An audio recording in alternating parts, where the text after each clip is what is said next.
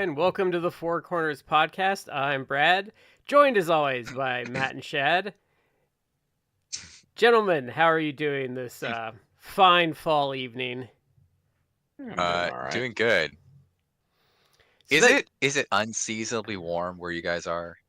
No, I think it feels like it, but A little bit. Well, so Ohio, at this time of year, it can either be this temperature or it could be like 30 degrees. So it can vary greatly. Basically this past weekend it was warm, and it's warm through like Wednesday, and then Thursday it's supposed to get like chilly, but it's kind of what it should be, like in the 60s. Yeah. But I'm kind of slightly dreading it too, because we have a lot of like Halloween stuff we're gonna do, most of which is like outside. And then of course next week's Halloween, and I have small kids that are gonna go trick or treating. So Yeah. like, we'll see how cold it winds up being. Because I remember last year, and my youngest daughter wasn't even 1 yet, but we brought her and we were going around, and my mother-in-law was in town, so she was like going trick or treating with us, and it got so cold. And Halloween, it wasn't even like that late. It's maybe like 7:30, but it was so cold that me and the baby just were like, yeah, we're out. Like we just walked back home because it was like, it's too cool. Like I don't want to be out in like 4-degree weather. I've had a couple of years where I've frozen like sitting out for trick or treat. So Yeah. it can Last year it got real Mm. cold for us too. Yeah. We what we do is we go over to we've got some friends in the neighborhood that's bigger and bigger on trick or treat stuff than ours is. And so we all our kids move as a group and all that sort of stuff. But yeah, last year it got just nasty cold, and I was debating sawing my left leg off yet again and that sort of stuff. Hopefully it won't be quite that bad. I had to start going because I sit out because of the dogs, and like my hands were getting so cold it was getting tough. So we have a bit of a Halloween episode for all of you this week. So we are going to be talking and reviewing the 1994 Crow movie with Brandon Lee. Shad is a first-time viewer of this film, so he will have some interesting insights to that. Wow. This movie was like a favorite of mine. Yeah. Back in the day. Although watching it, I can honestly say I tried to rack my brain. It's like, when was the last time I watched this movie? Like how many years? And it easily was probably like 20 years since I've seen this film. It was at least maybe 22 years, I think, for me. And this is the 30th anniversary of this movie. I was thinking 1994. It's like, Jesus, it's 30 years old. And again, it's been 20 years since I've seen it, but I had seen it so many times in year 30 to 20. It's been so many times since I've seen this film.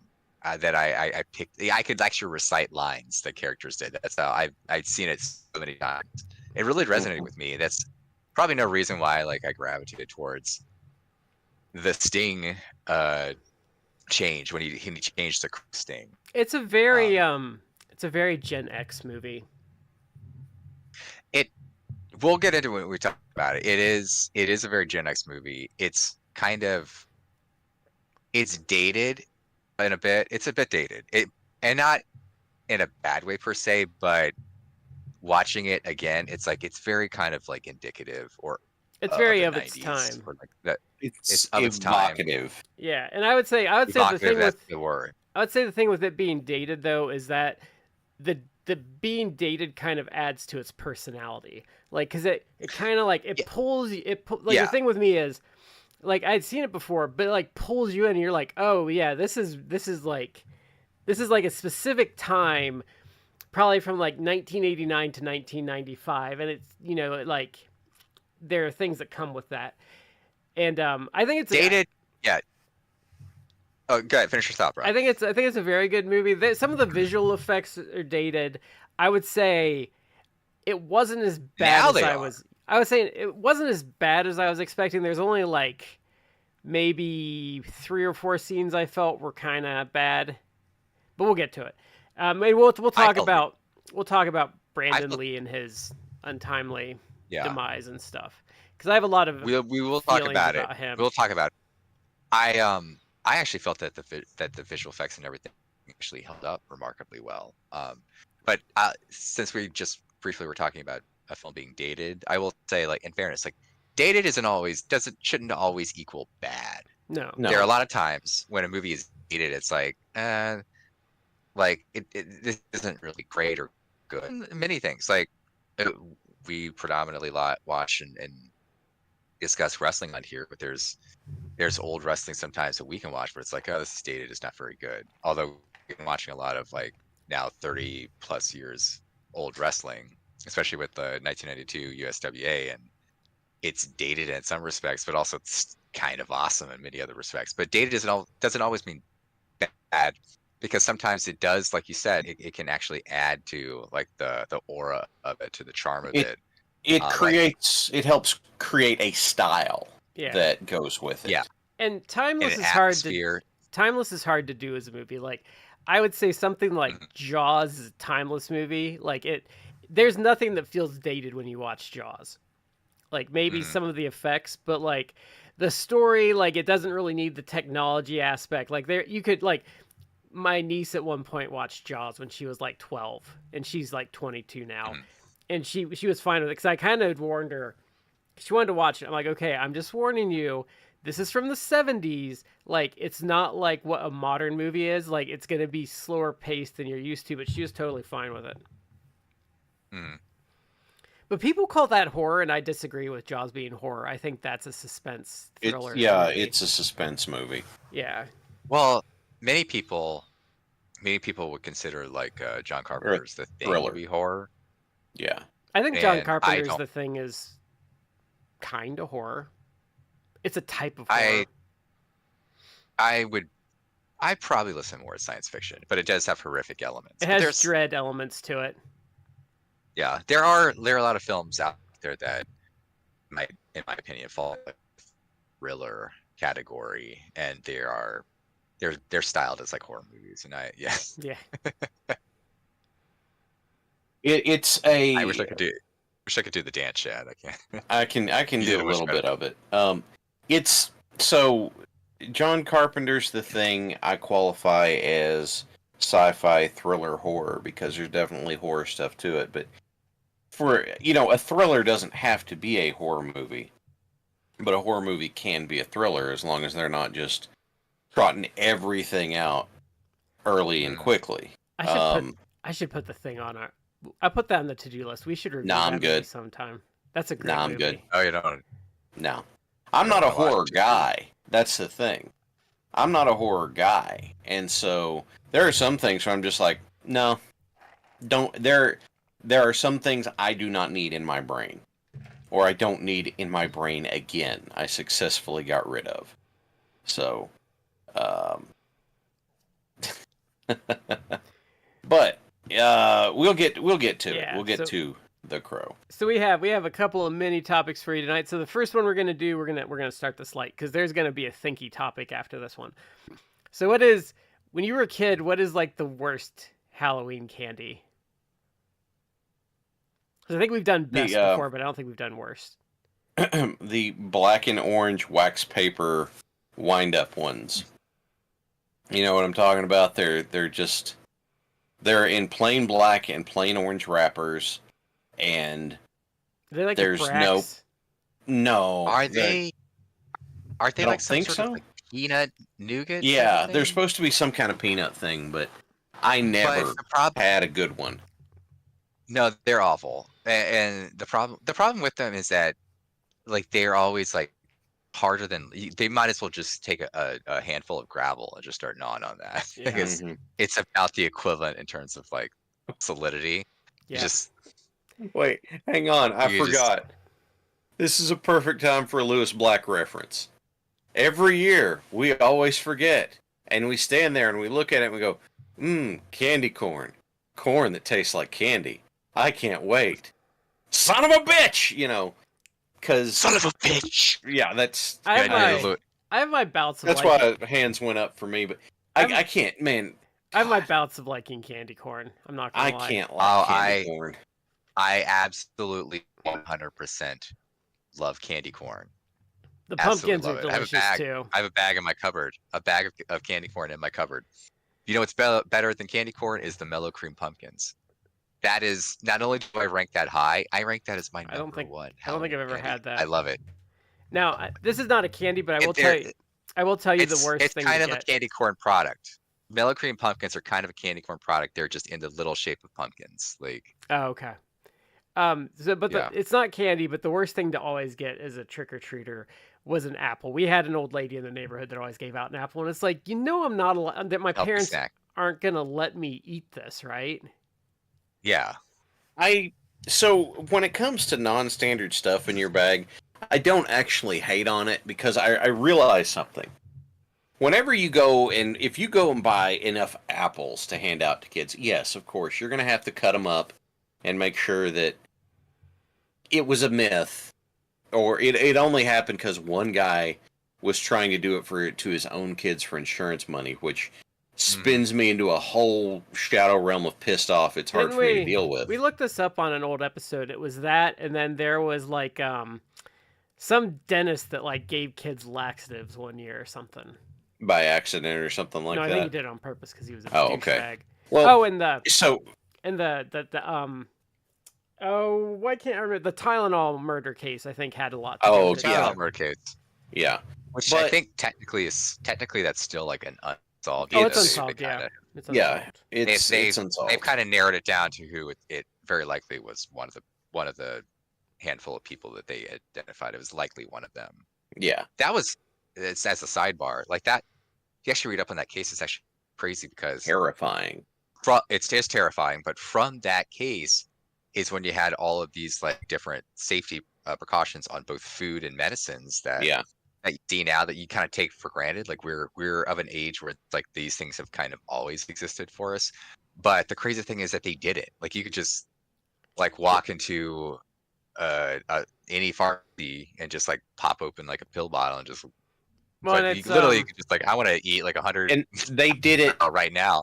They did it very quickly too. That was the thing that really got me. Is the aftermath of that case was this happened, and Tylenol, in order to not have their product plummet because someone had tampered with it, went through and like instituted this very quickly, and everybody else got on board like super fast.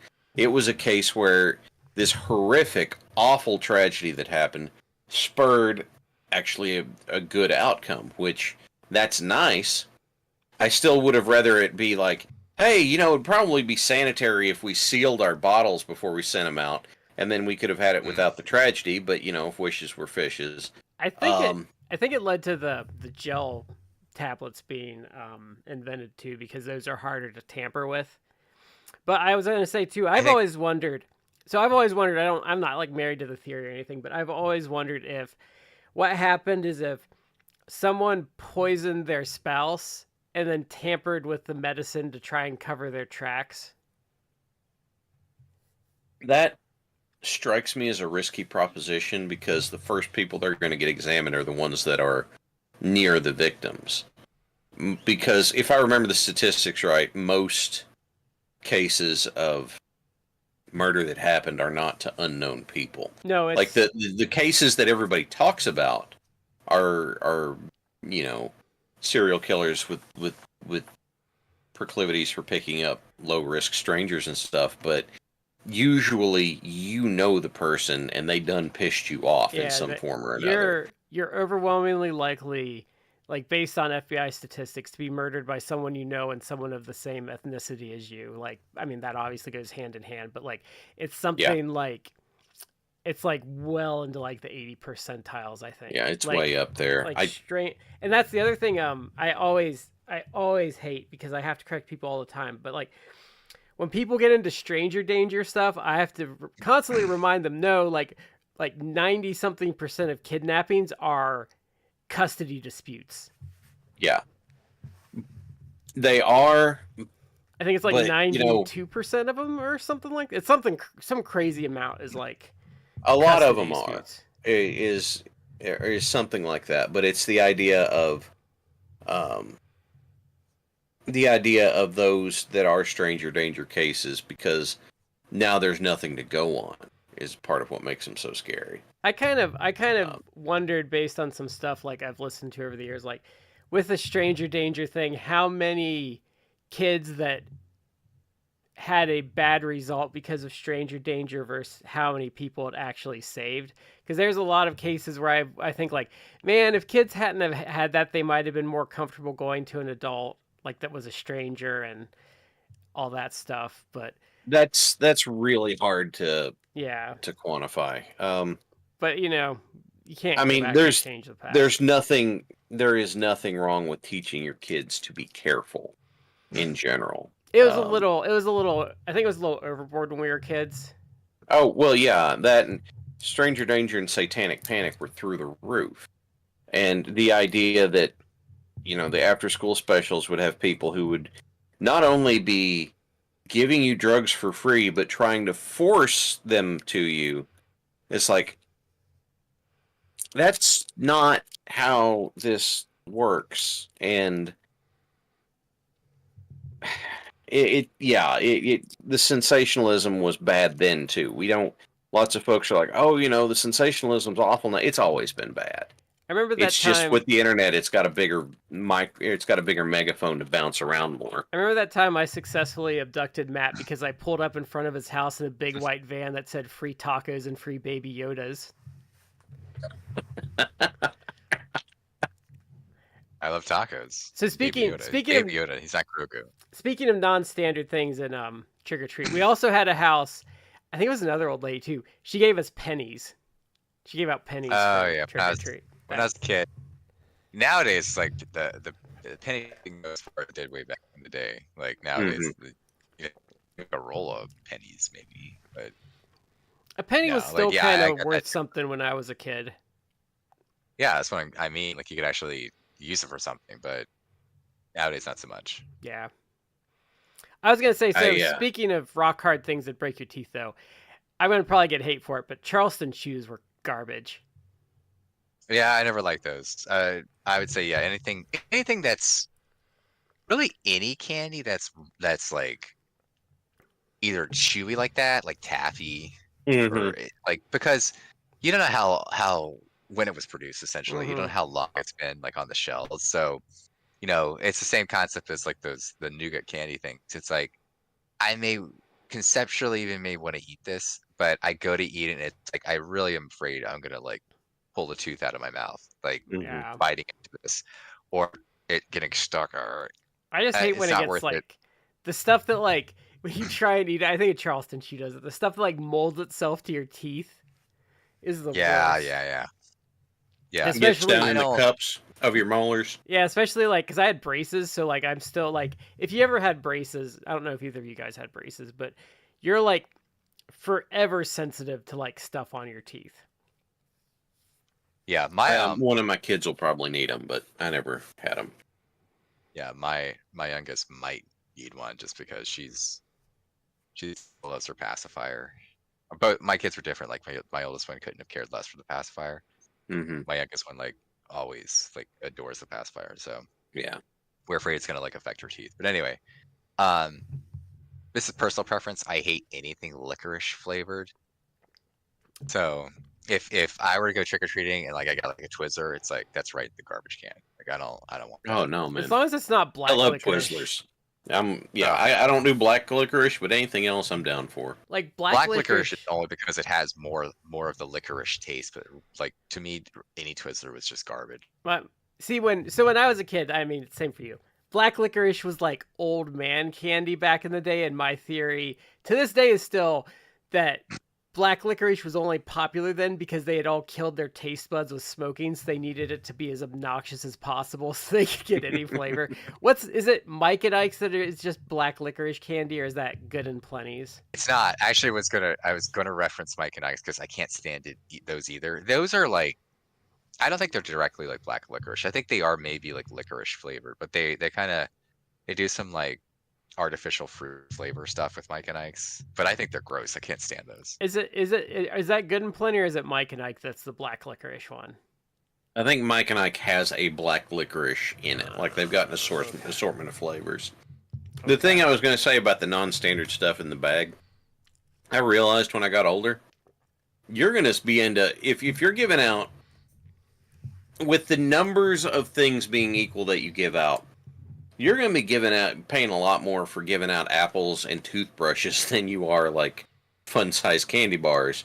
So I don't hate on it. That means it saves you the hassle of, buying a toothbrush later or something like that. And so you have to go to specialty shops now, but it was a favorite. We were talking about worse, but I used to love them, and it was still culturally okay to give them out. But candy cigarettes back in the day.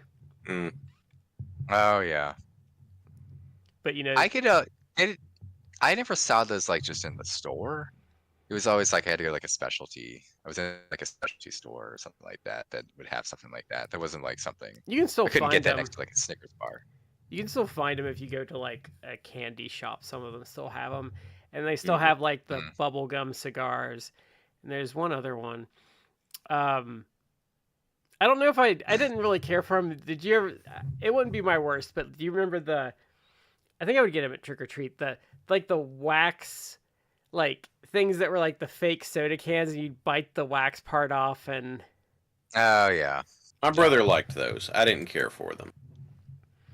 We orchestrated trades, so my brother would be like, "Oh no, I like those." I'd be like, I'll trade you these for your Twizzlers," and he'd be like, "Deal," and I'd be like, "Awesome." I have a question. Yeah. Do you? This is like I think maybe a nationwide chain, so the likelihood of you guys saying yes is probably higher. But and maybe like in your local mall, do you guys have like an It's Sugar store? You heard of that? I've heard of them, but I have never been to one. We have Sugar Time here, which might be a similar concept. Probably a similar concept, but they have what's called It's Sugar, and there were some like in the malls, and I know there was one in DC next to the Capital One Arena in Chinatown where I used to live, and it's just it's like a candy shop, but they also have like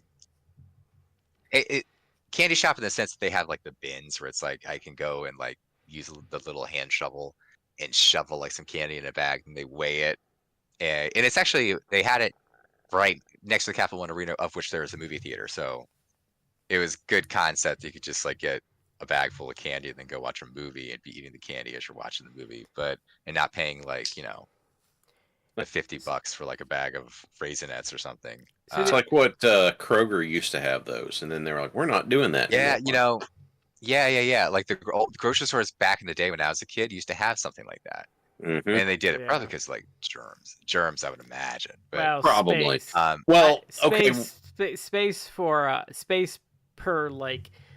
Space per profit margin too, I think would have to play a role. And referencing what we did just talk about after the Tylenol scare, that'd probably be a pretty good motivation to pull those out as well. Because I missed because I think they found powdered cyanide in those. Is what it was. I think so. I miss the old vending machines when you were a kid, and you could get like some stupid little like bouncy ball, or the old like thing you could like slap on the wall and it would stick like the hand. Oh yeah, you can. They're still around here and there. They still exist, but there's a lot more stickers in them now. And they're meme stickers from like 10, 12 years ago. Yeah. I always loved that. I mean, again, they don't have anymore, but when I was a kid, I always thought the cigarette machines were the coolest looking things. Oh yeah. I didn't know what to think about those back in the day. Like the old school actual cigarette machines? Yeah, the ones that had them like lined up, and you had like the pool. You put your money in, you pull it, and it goes, ka-chunk, chunk, and then, hey, you have a pack of cigarettes.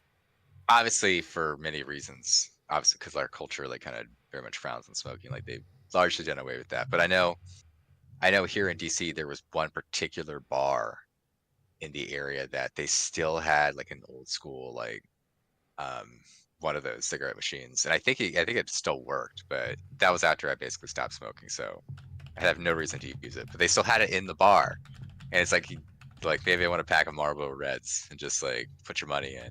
And, like, Yeah. I've always wanted to do it. I never did it back in the day.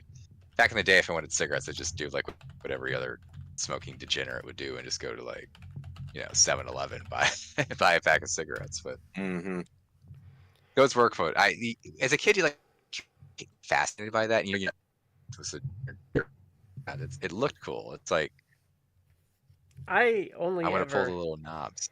I only ever smoked a couple times, and the worst part was waking up the next morning and your mouth tasting like an ashtray was enough for me to never want to do it again. I will, on rare occasion, enjoy either a cigar or I have a couple of tobacco pipes, but that's very rare. And I always go and wash my face and brush my teeth after I'm done. It upset. I like cigars, but they upset my stomach now, so I don't touch them. What are you gonna say, Matt? I would argue that that's very different than just smoking cigarettes. Like a cigar or smoking a pipe is very different. It's like even like a different culture. And I do enjoy cigars, but the problem, as you would know, Shad, with cigars is like a cigarette. Back in the day, it's like you could smoke a cigarette in like 5 minutes, you're done or less. Like you can hotbox one of them bastards. Yeah, and you're done. But a cigar, it's like to actually enjoy the cigar, like you're gonna be there a while. It's like I'm gonna be enjoying this cigar over the next like 45 minutes to an hour. Like I'm gonna be enjoying the cigar. It is. So it's like a lot of time. Well, a cigar and a tobacco pipe are something that you sit and you take your time with, and you enjoy it with. Yeah. Whereas a cigarette, because believe it or not, I used to be a smoking education cessation trainer. Cigarettes are specially designed to be the fastest injection of nicotine into your bloodstream by your lungs as humanly possible. The reason that it's got all these weird ass chemicals in it and stuff is that it accelerates the absorption of nicotine. Whenever you take that into your lungs, it is to shoot the nicotine into your bloodstream as fast as possible. And then the portion of your blood that goes to your brain, you get that nicotine hit even faster. And so it's like, why in the hell is there, I don't know, arsenic in this? It's like, well, even burning and faster absorption rates and that sort of stuff. So I'll say, Brad, you could say like, oh, what's worse is like I smoked 2 cigarettes and I had like, the ashy mouth. The worst thing is if you are a smoker and you date another smoker, because I did that at a couple points, and it would wind up that we would basically smoke a pack of cigarettes like individually a night. That's expensive. Not every night, but like if we'd be out, like, oh, we're out with friends, like, and you're drinking and you're smoking, like, and then you wake up. What's it's worse than ashy mouth is you wake up the next day and like, oh, why do my lungs hurt? Oh, that's right. I poisoned myself. The worst is when you get up in the morning and go. The worst is when a smoker's trying to cover it up, and it's like you can't smell anything. Like you just smell like cigarettes and flowers. Like, please, just stop. Yeah. When I was dating the woman who is now my lovely wife, like she's Catholic, so I'm not Catholic, but she was going to give up something for Lent, and we've been dating not quite 6 months at that point, but I was like, oh, I'll do Lent with you, like what can I give up? And she got this like big, like her eyes lit up and got this big smile on her face, and I'm like, oh no, like whatever she says, like I'm probably not gonna like. She's like, you can give up smoking, and I'm like, oh, okay. And then I did, and actually I never looked back. Now it's been like over 10 years since, and it's like, well, that probably contributed another like 10, 20 years of my life by stopping doing that. So yeah, like it was a good thing. Yeah. So I used to have a chart that would show that from the moment you quit smoking, how your health recovered. And in the course of like, I think 2 years, you got almost back to non-smoker. But within a day, your blood pressure went down like by a whole bunch, and your lungs started clearing out and shit. No, it's real bad for you. Yeah. So Our next topic for the night. This one is I struggle with this topic. So, what, in our opinion, is the best match in WWE history? So I've been mulling this all week because, so I've had trouble with this because, like, I think for me, like, part of it is WWE is kind of a victim of themselves, and like they don't like their booking's been generally like okay-ish, and it's not like WCW where when you think of WCW, you have like 4 or 5 matches that jump out at you because they're usually something like War Games '92 where they got it right. So, the thing that makes this particular exercise difficult for me is that I don't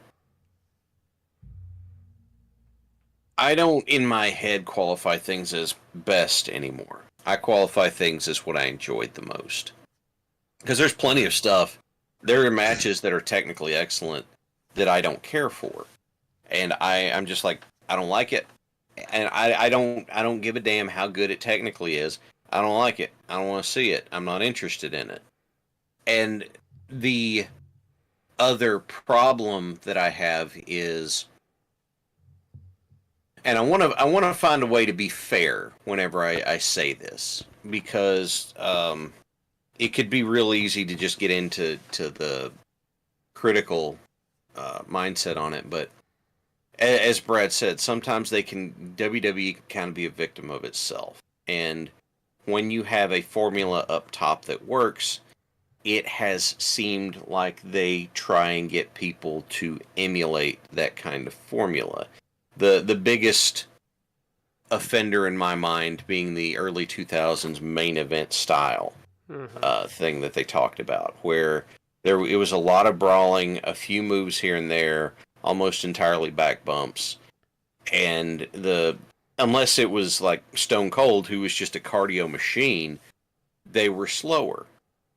And so your main event would kind of perpetuate a style, or, to borrow a term, kind of perpetuate a meta at the top of the card, and folks would kind of fall into that because if it worked, it worked. Of course it did.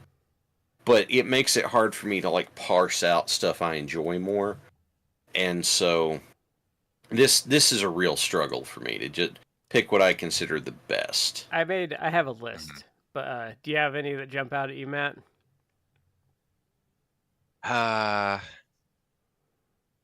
I'm a little bit in line with Shad, where it's like, would I be sitting down and be like, well, this match I think has like, 5 stars, 5 snowflakes, whatever. Maybe not, but in terms of maybe ranking it in enjoyment, and I know that's subjective because the absolute dog crap piece of wrestling match could be someone's favorite match, and I could be like, I hate that. But yeah, but I think there's to objective me, like, quality there, because I think someone could say that's my favorite match, and I think it's the best match ever, and you can say, well, you're wrong because this and like there are things with wrestling. There's a lot that's subjective, but I think there is like objective truth, because it's like, well, no, that's not the best match ever because they did this, and this wrong. Like they blew like 850 spots like in the course of the match. It's not the best. Like if someone said like the Irish Assassin versus Samson is the best match ever, it's like, no, it literally cannot be the best. I would assume they were just screwing with me, but yeah, I was yeah, they're trolling.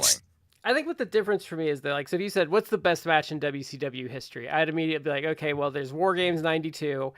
You could take your pick of the Flair Steamboat matches. I'd probably say the 2 out of 3 Falls match. Sting Vader, King of Cable, and then Ray Eddie, like, would all be. Ray Eddie, Halloween Havoc '97. Yeah. I think it was '97. Those would immediately jump out at me, but I also think those, like, are, like, those are like super like high tier matches, and I think WWE has like a lot of good matches, but I think they all kind of bundle together. So I do have a list of ones that were in contention for me. So the first one, which I think is actually a good contender for me. What were you gonna say, Matt? It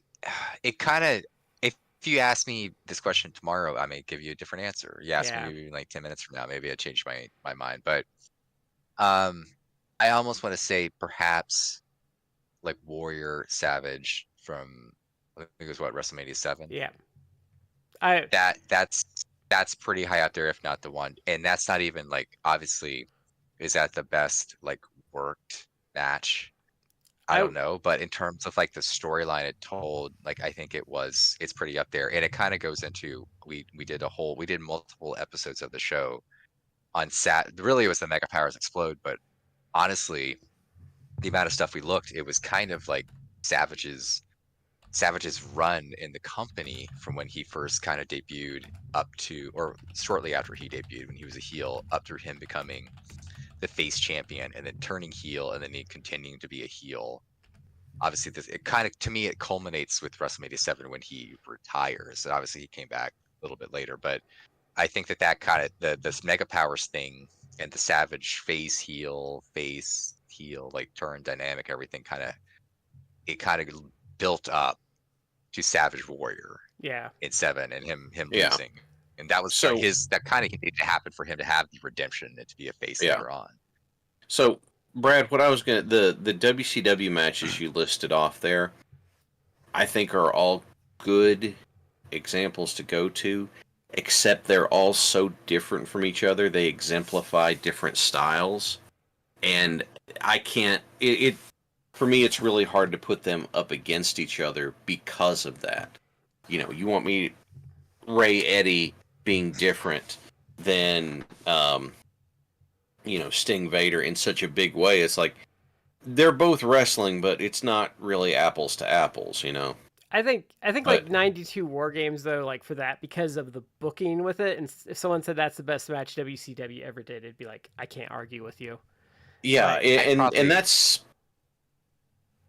as far as a pick goes, I'd say you could make a really strong case for it. I probably would pick that, but that's also personal preference because I love War Games and I love Sting. But in fairness, like even taking it objectively, anyone who doesn't have, I think, War Games 92 as like maybe say top 10 from WCW, like I think that they're wrong. Like it should at least be in like top 10. I think it's because they got it right. Like they did that. Like that is one of the few angles you can point to WCW in matches where it's like they booked it right. Like the who lost, who won. Like they kind of blew that angle off right. But so I do have a list, and I agree with you on Warrior Savage. I think that actually became my pick because what I decided is Warrior Savage is like the absolute zenith of like the WWE style, like for its entire history. Like that is like the narrative of that match, how they present it. Like that is WWE at like its absolute best. Like, so that would be my pick. So some of the ones I did think about though. So, Savage Steamboat, which I think has a good argument. Warrior Savage, obviously. Bret Owen, Shawn and Razor ladder match, which I think is really good.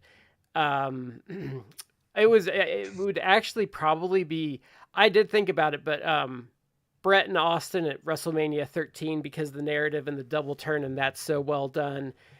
And I thought that was probably like some of the best use of blood in a match I've ever seen. And like how you protect someone in a loss really well. Then there is, it's probably the best tag match they've ever done, but the Steve Austin Triple H versus Jericho Benoit, I think it's probably the best tag match they've ever done. Now that one got memory hold intent, but I mean that was something. That was a hell of a match.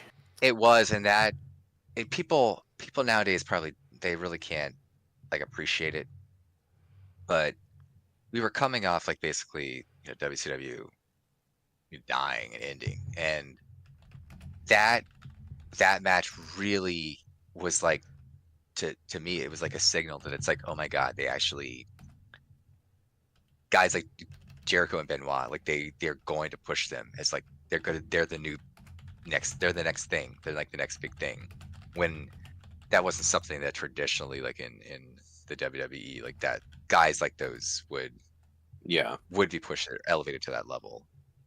So that, and it was like so exciting because it's like it wasn't just like, you know, the guys that you've seen, even like at that point, like Austin and Triple H had been in like the main event scene for like a while.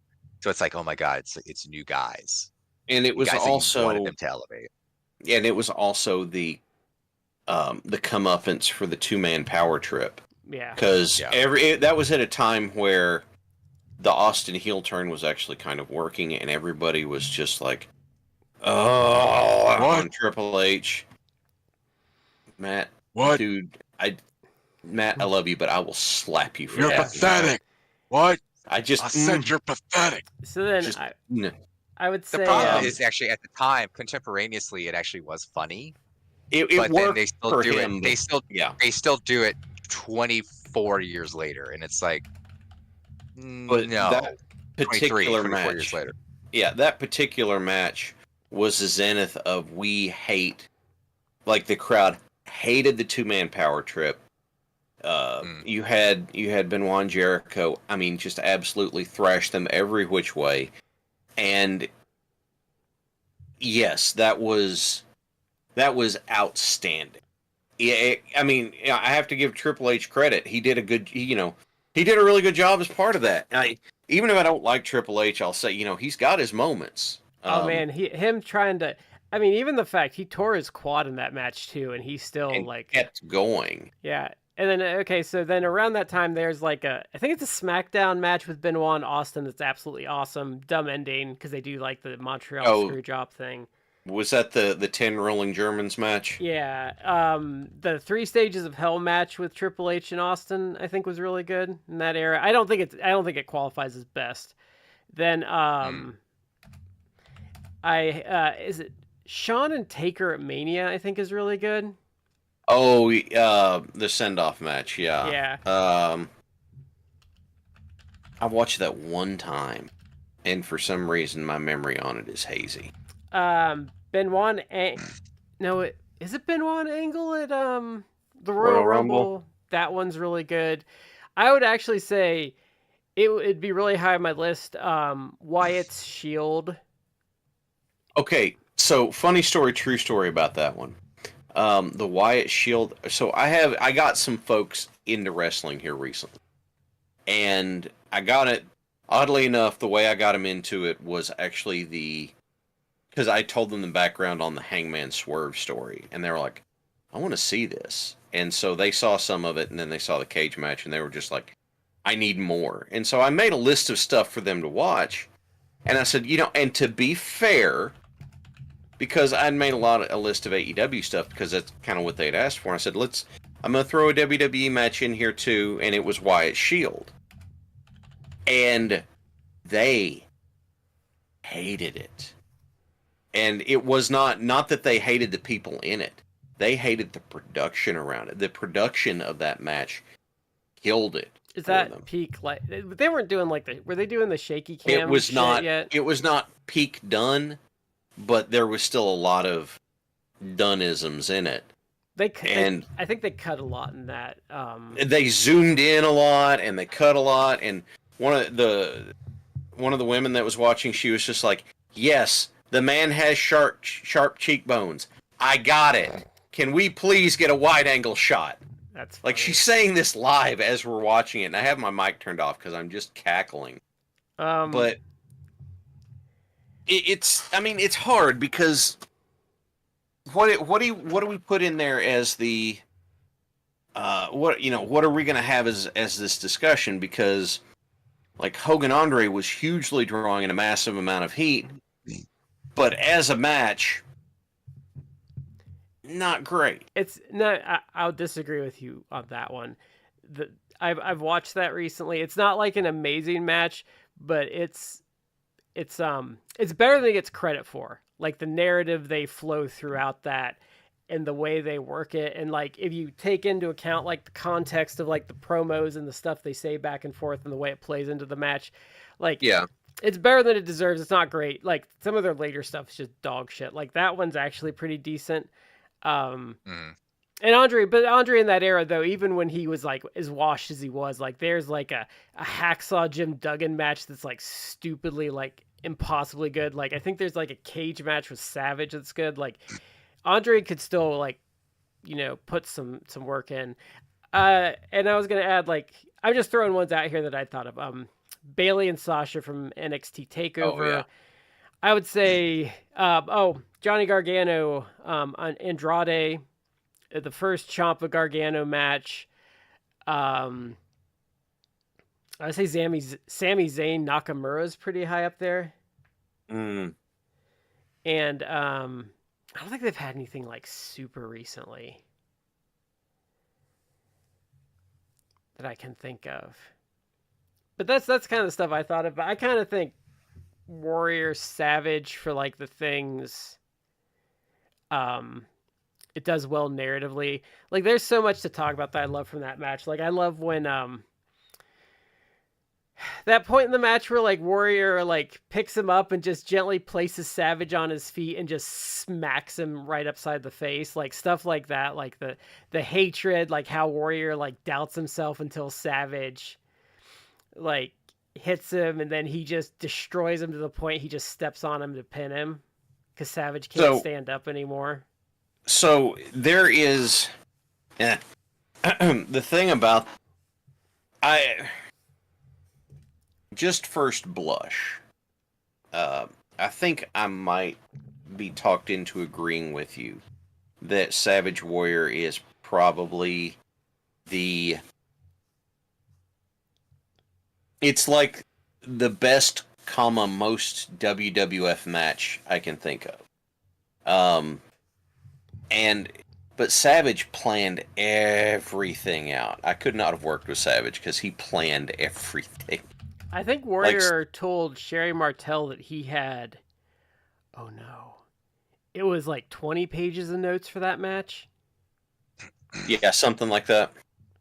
Which says a lot for Savage. Like, the guy understood he understood the assignment. Like, he was an A+ student at it.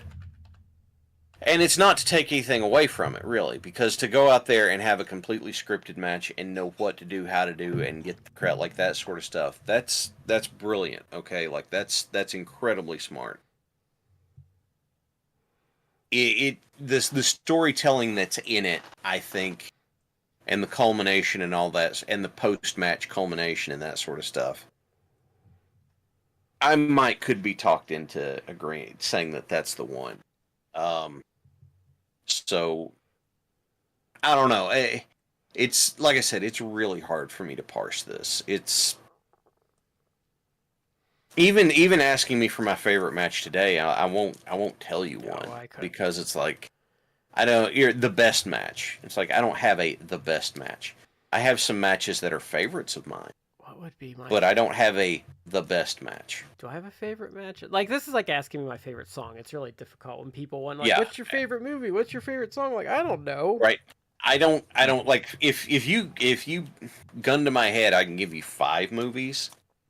I can give you, like, some favorite types of matches, but I can't give you just one.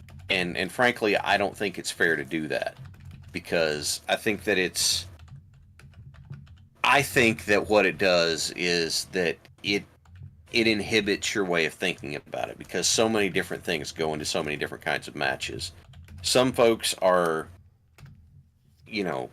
singles wrestlers for life. Some folks are so good at tag wrestling that they should just stay in tag stuff. But if you only consider singles to be the pinnacle, then you're going to miss out on that sort of thing. I can't give you favorite match, or even necessarily favorite match in certain style. I can give you some of them.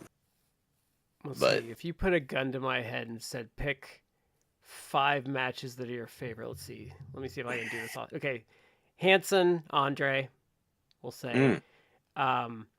We'll say, I really love that. I mean, it wouldn't be my favorite, but it just popped in my head right away, so it has to mean something.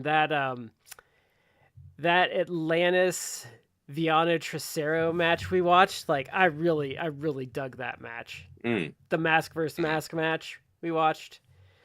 We'll War Games 92, we'll say. That's for me. It That's popped. pretty high up. I'm just going off the top of my head. Magnum, Tully, and the Cage. I really like that. Yeah. And that I'm trying to think. There's like a Shinjiro Otani versus Ultimo Dragon match in like the J Crown tournament that I absolutely adore. If you're gonna, if I've got to pick just some off the top of my head that I really loved, I'm gonna say, I mean, War Games '92 is solid. The Sting Vader, it was King of Cable, right? Yeah. Cable. Like that's really good. Hogan Andre or not Hogan Hanson Andre is just amazing.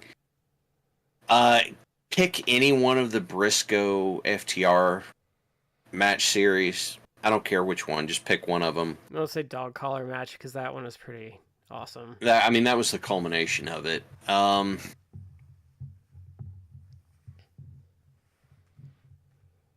And then, oddly enough, we did it on the show. It was 97, 98, I think.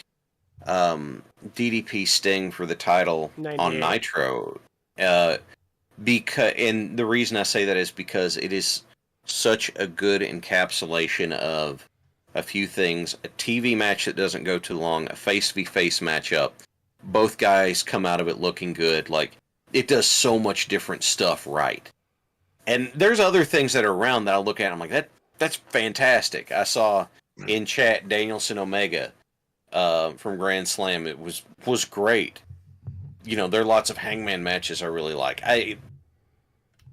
This is like big enough to be like a freaking thesis project. And so I don't know that I can I'm just going to say that's a starting point.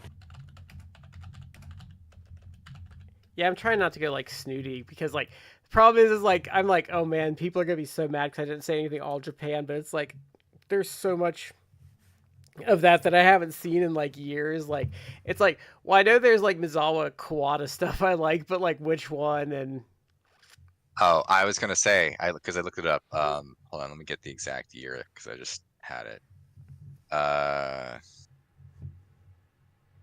All right, it was I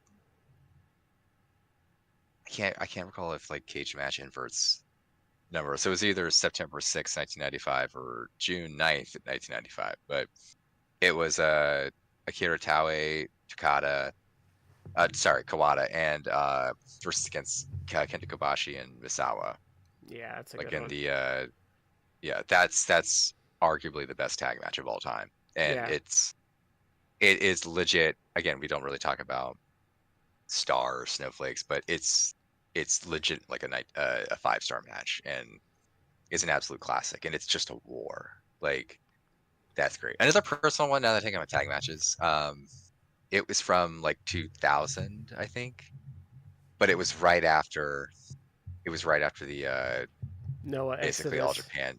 Yeah, the Noah Exodus, and there was maybe like 5 guys left in All Japan, but All Japan they did kind of like an invasion type of thing against New Japan because New Japan started to kind of like slide. They weren't doing as well. That wasn't even as bad as New Japan got, but they welcomed that because it was business, and you had some guys who were still on there, but it was Kawada and Masafuchi against, I believe, Yuji Nagata and I think Takayuki Iizuka. Yeah, it was Iizuka. But that is a tag match that you really, unless you know kind of the rivalry between New Japan and All Japan, and like the whole King's Road philosophy versus strong style philosophy, Giant Baba versus Inoki, you have to really kind of appreciate that a little bit, and also kind of understand some of the players involved. Like Nagata and Izuki at that point were still like young. They're kind of like the young upstarts. Kawada obviously was like an All Japan superstar and former champion, but he also had Masafuchi, who was a really decorated like junior worker, but he had been basically for the last few years relegated to comedy tags. Mm. So I don't quite know how to equate that, but it's almost like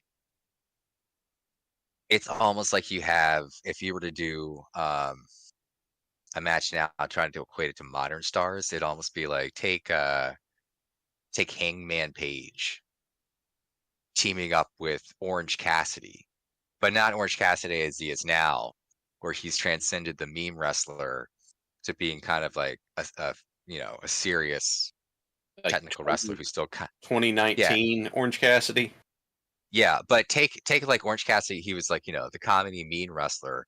He gets serious and it's accomplished. But imagine like he's not he's 40. He's like real life Orange Cassidy's like 40. It's like imagine he's not 40. Imagine now Yeah. he's like 50. It's like 10 years down the road. Ah, And it's many more years, and now he's gone back to basically being a comedy worker because mostly doing tag matches just because he's 50. It's like less wear and tear in his body. He's Yeah. wound down at the peak of his career. He's kind of on the way down. But imagine for the night, he goes back to not only like peak Orange Cassidy, but he is just like a raging dick where it's like he is healing like the best could heal. He's like Fuchi in that match is like stepping on guys' throats and everything like that, and it's like it's such like an emotional performance that again it's one of those things that there's a lot of backstory you get, so it's maybe not the most accessible match if you don't know some of those details, but if you do appreciate everything going on, if you understand what's happening, the emotion that Kawada and Fuchi go through and the heat that they bring to it, it gets insane. And that adds like that. But that's a deep cut. That's a personal favorite, but it's also you got to have a lot of backstory and appreciation. Yeah. That's not entry level zero. Yeah. Like Yeah. something like Savage Warrior, I think is accessible. So even if you're not really a wrestling fan.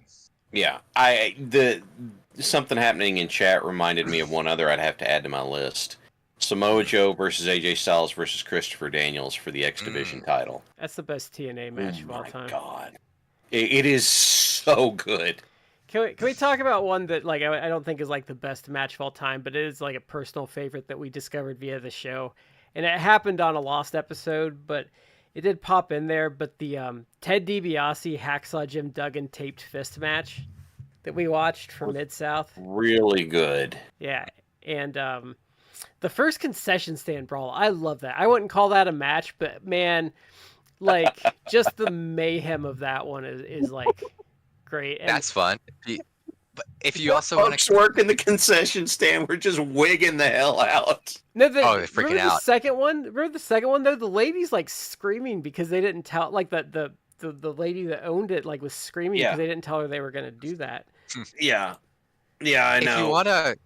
If you want, this is I wouldn't consider this like the best, but just if you want to talk about matches that I wound up really like being fascinated by and appreciating from the show was that Steamboat Youngblood Sergeant Slaughter Kernoodle match that just turned into a riot, and a legit riot by the end, where it was like so violent and crazy that I'm like, what? It stopped. The lines were so blurred. It stopped to me being like, okay, I'm watching a pretty good wrestling match. Oh my god, what is happening? Like I'm just like, and literally on the edge of my seat. And how rare is that in wrestling? Like, so much of it is predictable. Not necessarily in a bad, look, if you order McDonald's, you order your like quarter pounder at McDonald's or your Big Mac, whatever, there's consistency there. It's like, well, doesn't taste like the other 1,000 Big Macs or quarter pounders I've eaten in my lifetime, but I enjoy it. It's like same quality.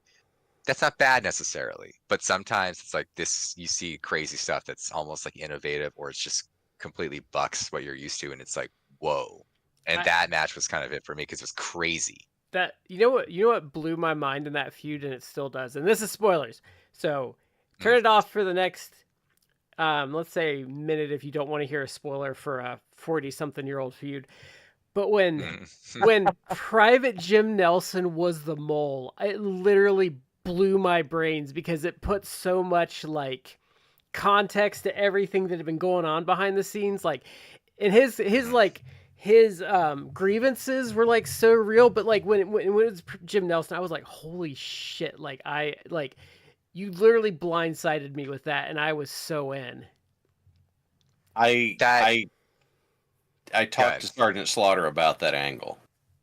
He was at the last con I went to. He was there, and I went and talked to him, and I said, my friends and I, we were talking about how that angle might be the best angle we've ever seen, and he said, "Well, do you want to know why?" Because his voice is just stuck in that mode now, right? I was like, I would love to hear it. He said, it's because he went to Dory Funk and said, "Let me handle this, and you let me handle all of this, and you don't have to do anything." Sergeant Slaughter claims he booked that whole thing, and Dory told him it was the easiest money he ever made. And I was like, sir, you put that together, my hat remains off to you. Whoever did it, it was an incredibly well booked and well done storyline. It was concise. Work. It had a beginning, ending. Yeah, the detail work, like, because like when they do the big contract signing and like Kernodle and Slaughter have these like custom fit suits, and then they had Steamboat and Youngblood. Like, whoever thought of having them do this is a genius. They had them get off the rack suits, so that were too big for them. Yes, they were too big for them and wrinkled because of it. Yeah, like it was like the detail work in that like was so great. Like go ahead, Matt. Go ahead. Go ahead, Brad. Sorry, Shad. The moment where it was like, okay, it was either a fine or you have to put up the money for it or something like that. The fact that Slaughter and Kernodle came in and like, look, here's a check for it, don't worry about it. And Steamboat and Youngblood were like, we'll be back in a while. We got to get the money together for this. Just building this out. If I'm remembering correctly, they had to clear the fine to have the cage match. Is I think what happened. Yeah. But if you're listening to this and what we're talking about, look it up on YouTube. I think it's still there. Someone did this amazing cut. It's the build to Final Conflict. I think they have it all with the match now, but it's Final Conflict. I think it also is called together. Road to Final Conflict. I think yes, but also maybe like Road to Greensboro. I think Greensboro. Yeah, Road to Greensboro. Let me actually look it up. Maybe I can like. What were you going to say, Matt? What I was going to say, Shad, is that it also, because again, we were just talking about the angle, which was so good. It subverted like some tropes and expectations because you had remember as part of like the finally the contract signing so that they get the match. The stipulation that Slaughter and Kernodle threw out was like, well, if you lose the match, you can't ever team again. You're going to break up your tag. And how it subverted tropes that I loved was that they weren't just like, oh, whatever, yeah, sure, because that's what we see now, right? Yeah. Like, yeah, oh, I'll just sign the dotted line, and then of course they get screwed over. Right. And that certainly happens in the WWE or has in recent years. Yeah. Oh, the faces would just they would lose, and that would be the end of their tag team, and they would just get shit on. And well, no, we decided it's like the heel's gonna come up, and in the era we talked about that, we decided like Youngblood would have turned on Steamboat in that match for like no reason whatsoever, like for no reason, and then nothing would have they wouldn't have done anything with it. But how it subverted expectations that was thrown out there, and both the faces were like, we have to stop and think about this, and like they didn't just like sign, they had to they literally was like a pause, and it's like, we'll get back to you, and like they had to talk it amongst themselves. But it wasn't just like, oh, the dumb baby faces. Like they actually stopped and thought, and it's like, is this worth putting our career as a tag team on the line? Like, do we really want it? It was it was so well done. Yeah. A lot of the other little tidbits, like you said, the details, but just even details that didn't necessarily matter long term, but were just like character building. Like the one promo that Slaughter did with Greg the Hammer Valentine. And they're making fun of some kids like little drawing of like the fan drawing, like some like 8-year-old boy did, and they're just like, look at this artwork sucks. And it's like they're ragging on a child's like fan art. Right, and there's no reason for it other than they're just jerks. It's a really racist line, but then Sergeant Slaughter's like, smells like rice. Oh wow. Yeah. But so the main event topic of the night, why we're all here, is so we're reviewing the 1994 Crow movie. It's the 30th anniversary, but it kind of came up because they just did a terrible remake of it, which I think was a bad idea after watching it. But so this is kind of an infamous movie for the main reason is the star Brandon Lee passed away in the making of this film. And if you don't know what happened, so it's really negligent. It really pissed me off, honestly. So here, look, I can do it. Okay. I'll run through it, Brad. Okay. So there is a scene where Lee's character Eric Draven's supposed to walk through a door, and one of the thugs is supposed to shoot him with, I think it's a Ruger 686, but I might have the model. It's a 357. Yeah, it's a revolver. Well, so yeah, it's a 357 revolver. The idea was that there was supposed to be a shot where you saw it from the front, so that you could see in the cylinder there were bullets in the cylinder. Because if it's just blacked out, then it looks empty. Okay.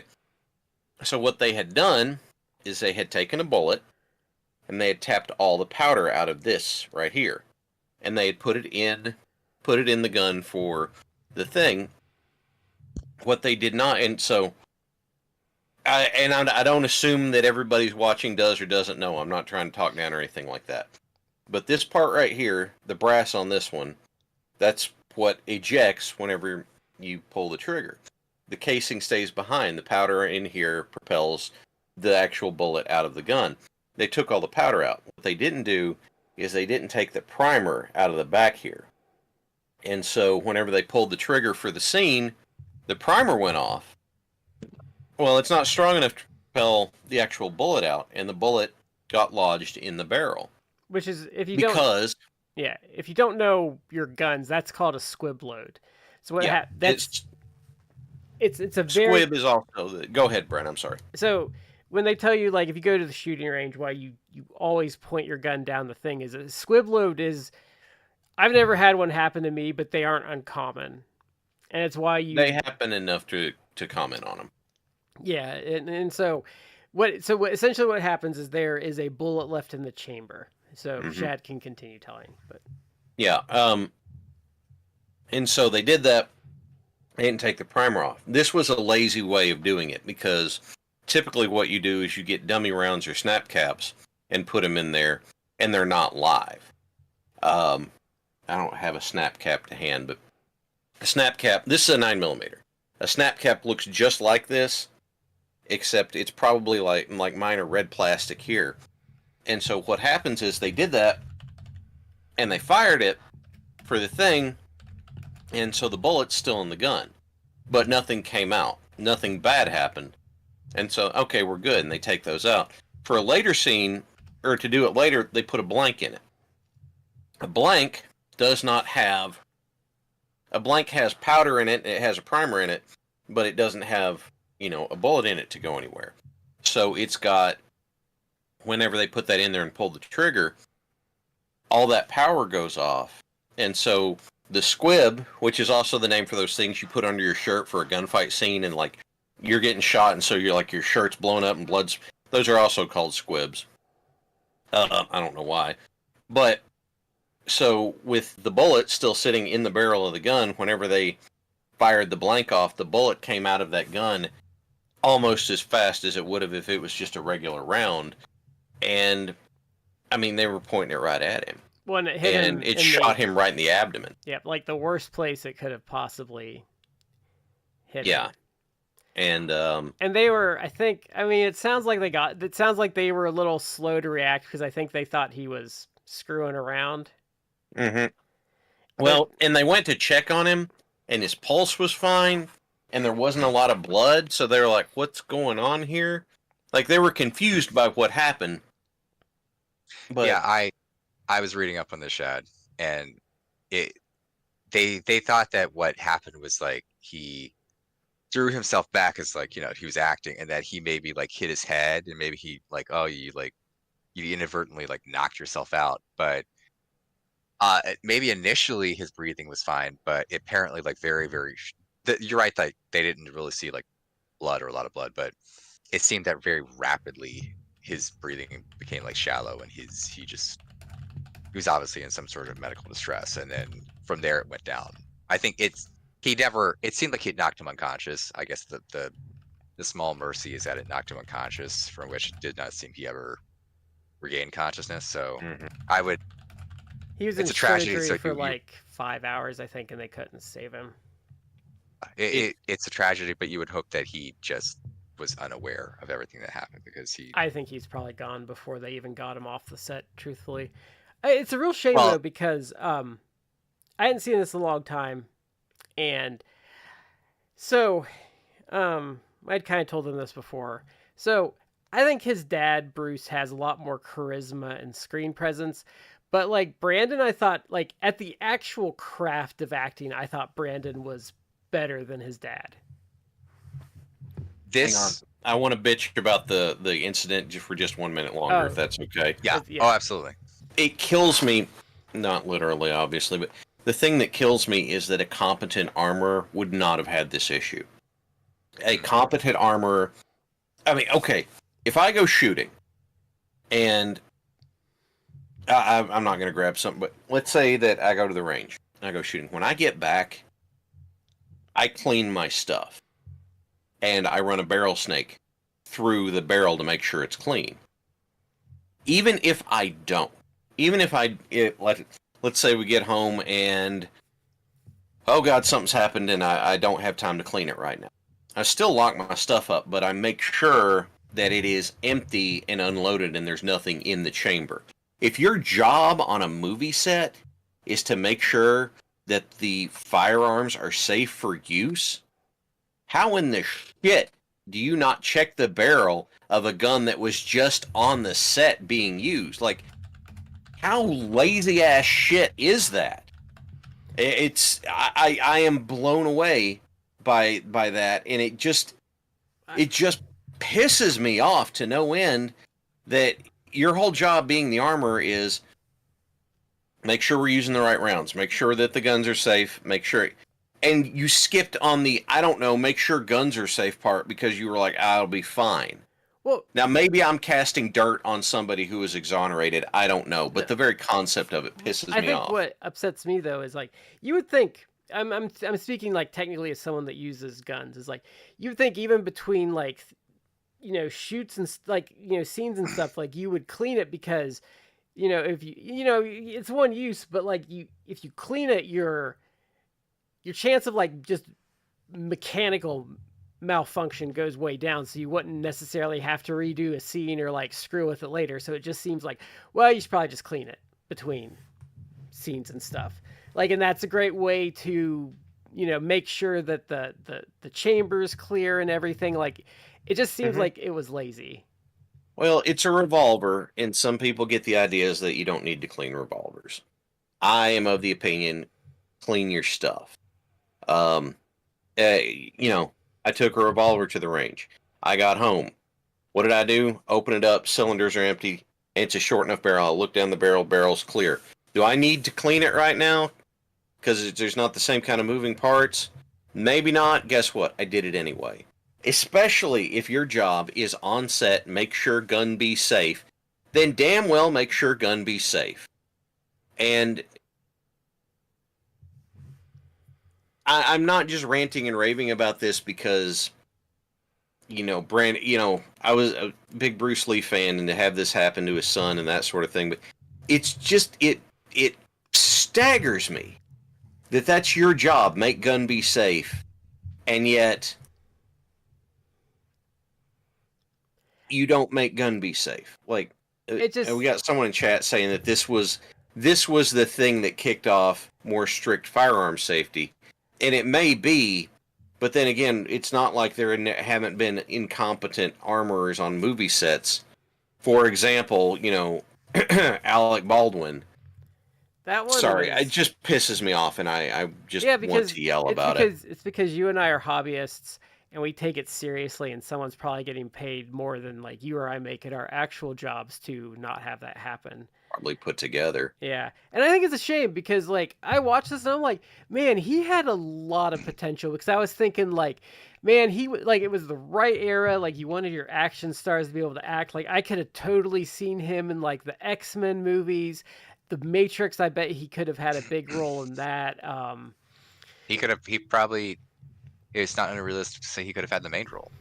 Yeah. Like I actually personally have found him fascinating, or at least I did back in the day, because this was obviously his breakout role, and he wasn't around to actually like enjoy the fruits of that. But you could say that Bruce had more charisma, and I think maybe to some extent, it's like natural charisma, maybe. But Bruce the thing kind that I of. think Brandon Lee, I think the difference is like, how to like.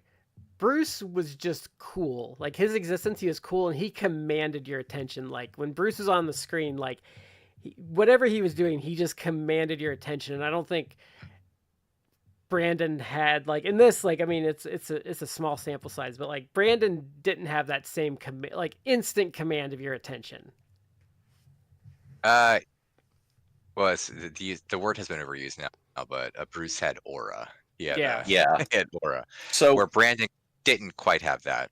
yeah, I would. I I'm called sorry, it Matt. Finish presence. when I keep trying to. No, go ahead, because I was going to get into like just a discussion of Brandon, how I viewed him as an actor, how he could have. I'm going to further your point here for a second, Yeah. because I went on a big Bruce Lee kick for a while, and part of the reason that he professed that he was in movies was that he wanted to be able to spread the news about his philosophy of martial arts, which is great. You know, I'm a big proponent of the same ideology. I've got the book around here somewhere.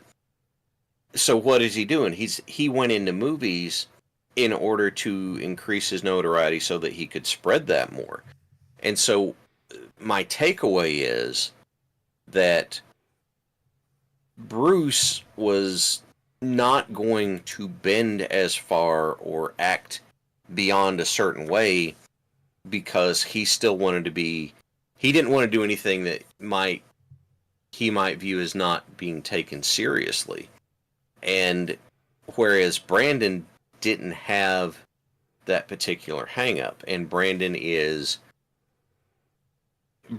has a good, action star look, and he can be charming on screen and deliver lines with snark that doesn't turn you off.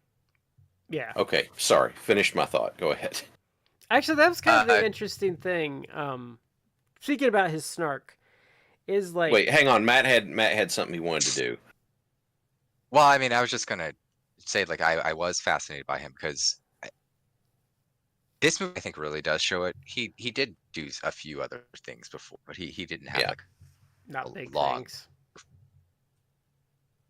But he showed, in my opinion, like enough charisma and range, certainly in this movie, that, and even like because again, I was kind of like obsessed with him because he was kind of like, in my opinion, he's one of the big like what ifs, because certainly with his name, like his pedigree of sorts, and the fact that he actually did, in my opinion, show some range and show some like promise, and I think that he would have been an actual like a big star, and he obviously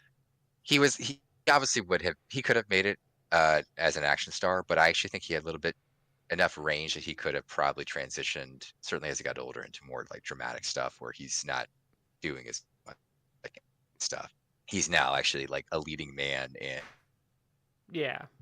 like an actual big budget drama that maybe it's like Saving Private Ryan. I'm not saying he would be in Saving Private Ryan, but you know what I mean. Whereas yes, there is like very action orientated scenes, but it's also like a dramatic film. But I think he could have been that obviously was taken, but I think those stuff, especially this movie. Again, I'd seen it signs of watching it as an adult, like 20 something plus years later. It did it was kind of eye opening because there were things about his performance that I'm like, it brought it all back. It's like I see it. I see like what he could have potentially been. So, and it kind of heightens the tragedy of everything. Yeah. More. But what were you gonna say, Brad? You had a thought you were gonna. So the Sting gimmick is obviously based on this movie, and it was interesting, kind of having some distance to see how much the actual Sting character matches so much with like the motivation of of Eric Draven in this movie, but how much like the characterization differs because Sting is very stone faced and kind of like does the dark mysterious thing. And when you watch this, like Eric Draven, like when he comes back, is actually he kind of mocks the people, kind of like I think it's kind of like in a very emasculating way that he's mocking them because there's like, especially I think like the when he's in like the pawn shop. And he's like, hey, I'm looking for a ring, or, he's terrorizing that guy. He's like, hey, you're not listening to me. And he hits him with like the bat in the head. Mm-hmm. And like, there's some other scenes that he does, but he's very emotive. Like he is, but, and there's also at times it was almost like, there was almost like one-liners too. Cause when he specifically, in the pawn shop scene, like, towards the end, after because he went to the pawn shop looking for the engagement ring that he gave to his fiancée, but he finds the ring and he like pours gasoline all over it because he's going to destroy the place. But he pours gasoline, and then Gideon, the pawn shop owner, who is a criminal himself, in line with the guys, but he's like yelling shit at the Crow, at Eric Draven. And Eric Draven has taken Gideon's shotgun that he's loaded with like rings, and there's dramatic lines too where it's like it's actually really poignant too, because it's like each one of these represents a life that you help destroy. And it's like it's not actually hack when he says that. It's like, yeah, it's actually like that is something, because you see one of the main villains of the crew, Tintin, who at this point Eric has already killed. See, they would rob people, probably violent, and kill them, else that stuff to Gideon on shot. But anyway, as Eric Draven's walking out, he loads the shotgun with some of the rings and everything, and he looks at Gideon and it's like, is that gasoline I smell? And then he points the gun and shoots it, and it ignites the gasoline of the whole place. Of course, like, why would just gasoline do this? But I mean, it literally explodes the building. Yeah. It's Hollywood. You have to have like a big explosion. Yeah.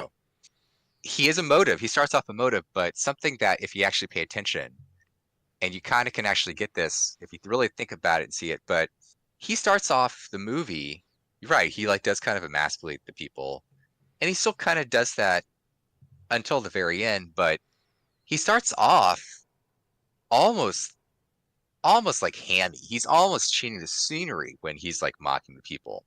But if you pay attention, with each individual he ultimately kills as he works his way up to the main character, the main villain, Top Dollar, played by Michael Wincott, he gets actually progressively less hammy and more like serious.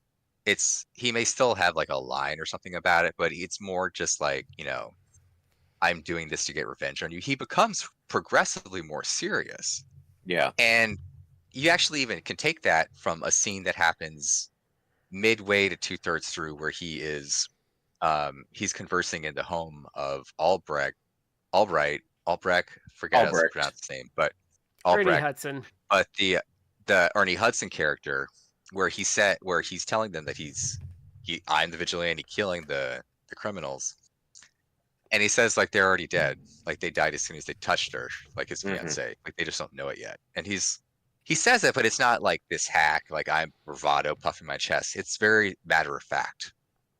But it kind of signifies it's kind of almost resigned in like a statement of fact. Yes, but he also has a line in there, a little snippet of dialogue that if you think about it again, it's very sad, because he is what he effectively is. He's effectively like I mean, maybe Dungeons and Dragons people, or they would appreciate that, but he's a revenant. He's an undead creature of sorts. He is 100% a revenant. Yeah, to in this case, sort of as a force of good, but this kind of goes into the theme of the 90s. He's kind of an anti-hero though, right? Because I mean, he's committing like horrible acts of violence against people. It's just that he only does it to evil people. But he's a revenant. Punisher-esque in his very Punisher. He's a revenant, but he has this line where he tells her like, yeah, my Shelley, his fiance, it's like, she used to, she used to do things, she used to say things, whatever. And I used to think like, well, they're so trivial. And it's like, I tell you, nothing's trivial. Because Mhm. that kind of goes with what you're saying. Like he's resigned himself. Like he knows it's like, I'm dead. Like my life is over. The only purpose I have left is to get revenge on the people who killed her and killed me. And after that, there's no more purpose. And he understands well, at least he understands he's Yeah. dead and that this is Yeah. all there is to it. And he's not sad. How do I put it? There's a solemnness to it, but not a self-pity. Mhm. It's just he knows what the mission is, and Yeah. he's solemn about what could have been. Which, if I mean, the real life tragedy that ultimately results in it makes all this a little more painful to watch because real Yeah. life, it's like what could have been. Yes. Yeah. So the general plot is pretty much. Brad, what were you going to say on the snark front? Because you were going to say something, and I pivoted you. Pretty much that Sting was very mysterious, didn't talk and stuff, and he's kind of there's a snark factor that plays into how he like is approaching it at first, because like I Okay. said, he's Sting- kind of emasculating them. But so Back in the day, in late WCW, Sting was stoic. yeah, Like he wouldn't say anything. He would, but that in the world of wrestling, that contributed and made the character, made him probably so popular because he didn't just like, I'm gonna drop down from the rafters and then cut a 10-minute promo. Like that would have been completely counteractive to what they're trying to do. What did he do? He dropped down from the rafters, took out a baseball bat, and then beat the shit out of 20 NWO guys. And it got, what a surprise again. What a surprise in wrestling. How do you get a guy over? Oh, let's just have him beat up a bunch of dudes and not take damage or shrug off damage. yeah, And then it's like, oh wow. Who'd have thunk? Who could have? Yeah. So the general plot of this, if you haven't seen the movie, which I highly recommend you do, so the idea is the gang that he hunts down are at the order of top dollar are clearing apartments out because did they say what he was going to do with them? It was probably So they made reference to Devil's Night, which was a big thing in Detroit, where a lot of arson happening. Yeah. And so I think it was burning down that particular place. What he would do with it isn't ever really said, and the fact that like after everybody's run out of the building, he doesn't ever follow up on it. So it might have just been, controlling one more bit of territory. So there. Yeah, I mean, you kind of could just assume that maybe eventually, like we'll raise this, and then a company, some other developer could buy it from me, maybe big money and build something. So there. Yeah, it's not fully explored. Yeah, and No. so there he walks in, they're attacking his fiance Shelly, and they shoot him, and he falls out the window. Which him falling out the window is probably one of the few, I would say, dated visual effects of the movie. So, but I don't feel it detracts. I don't feel it detracts at all. No. I don't think any of it detracts, honestly. So then, pretty much, so he dies, and they murder his fiance, and so then pretty much the Crow shows up and he comes back. Not immediately though. Like she's beaten and raped horribly, and what we learn, because it's important to the plot later, is that she essentially like struggles to survive for another 30 hours just in agony, and finally her body gives out. So what's the girl's name? I'm totally blanking on it. The little girl? Not Shelly, no, the little girl. Was it Sarah? Sarah. Yeah, okay. Sarah. So he's gone for a year. So there's a year passes between this happening and when he comes back from the dead. So now Sarah was a friend. Like they took care of her because her mom's like an addict and useless. Yeah. And so pretty much like Ernie Hudson, who is Albrecht, is a police officer, and he takes her in. And at some point in this time, I don't know, he's on the scene of the original one. He gets demoted at some point. So he was like a detective. They make reference to this, and he gets knocked down to a beat cop. And I don't remember if they said why or not. So he had he obviously had some sort of like conflict with another, it seems more higher ranking police officer. I don't know if the other police officer was a detective or something higher. Almost implies he even if he He's wasn't like a sergeant or something. Yeah. yeah, he had got promoted or whatever. But he and Albrecht had this feud and rivalry because they like just talk shit to each other the entire, and not good Yeah. naturedly, throughout the No. entire film. But Albrecht kind of alludes to it. There's not a long discussion of it, but he does allude to effectively that He got knocked he down was to he got demoted because he was looking into, like, who did this, like how do we prosecute them, etc. He was kind of like getting into things, and they don't imply like there's corrupt police officer or anything like that, but you can imagine, like, you would think that someone like Top Dollar, who is implied is the crime boss for the entire city of Detroit, potentially a cop knows around this would be not good. So instead of, I guess, doing something like just killing Albrecht, that he's demoted, so he's just a beat cop now. Like he's yeah. Yeah. So But, there's four primary targets of this. There is so he comes back, and Ernie Hudson's kind of helping Sarah out. And there's a scene I actually like. It's a good character one where Ernie Hudson's ordering a hot dog and he's just bitching at the guy the whole time. mm, And, Yeah. and it's a good scene. So so Draven comes back and he goes like back to the house, and it kind of like all comes back to him. And so where his face paint comes from is actually just the Harlequin mask that they had on the mirror that he's looking at. So he does this face paint up. So he's actually, the Sting face paint's a little different if you haven't seen this. So he pretty much just has a Harlequin like face paint on. So his first one, so then we go to Tintin is pawning some stuff and complaining that the pawn shop guys, cheated him. And so then he pretty much runs into Draven, and Draven stabs him with all of his knives. Pretty much. Yeah. One of the things. Oh, I'm sorry, Matt. Do it. No, go ahead. I was going to add more to like the Tintin scene, but Oh no, you do that, and then I'll do my follow up. well, right before Eric Draven like kills Tintin, he like he accosts him like, well, let me back up. Like Tintin, you see Tintin selling stuff that he obviously has stolen or robbed from someone to Gideon at the pawn shop. Gideon is like this fat, bald he's been in some of other a pawn stuff, shop. but I can't think of any of it off the top of my head.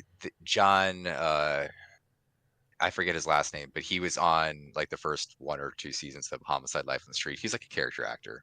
Yeah, there's quite He's been in a bunch of a few. things. There's quite a few guys. Like Michael Walcott was a villain in like everything for like a good 10 Oh or my! 15 And Michael years. Wincott is amazing in this. Like I loved him as Top Dollar. But Tony Todd plays like the main bodyguard for Like the one Top Dollar. the one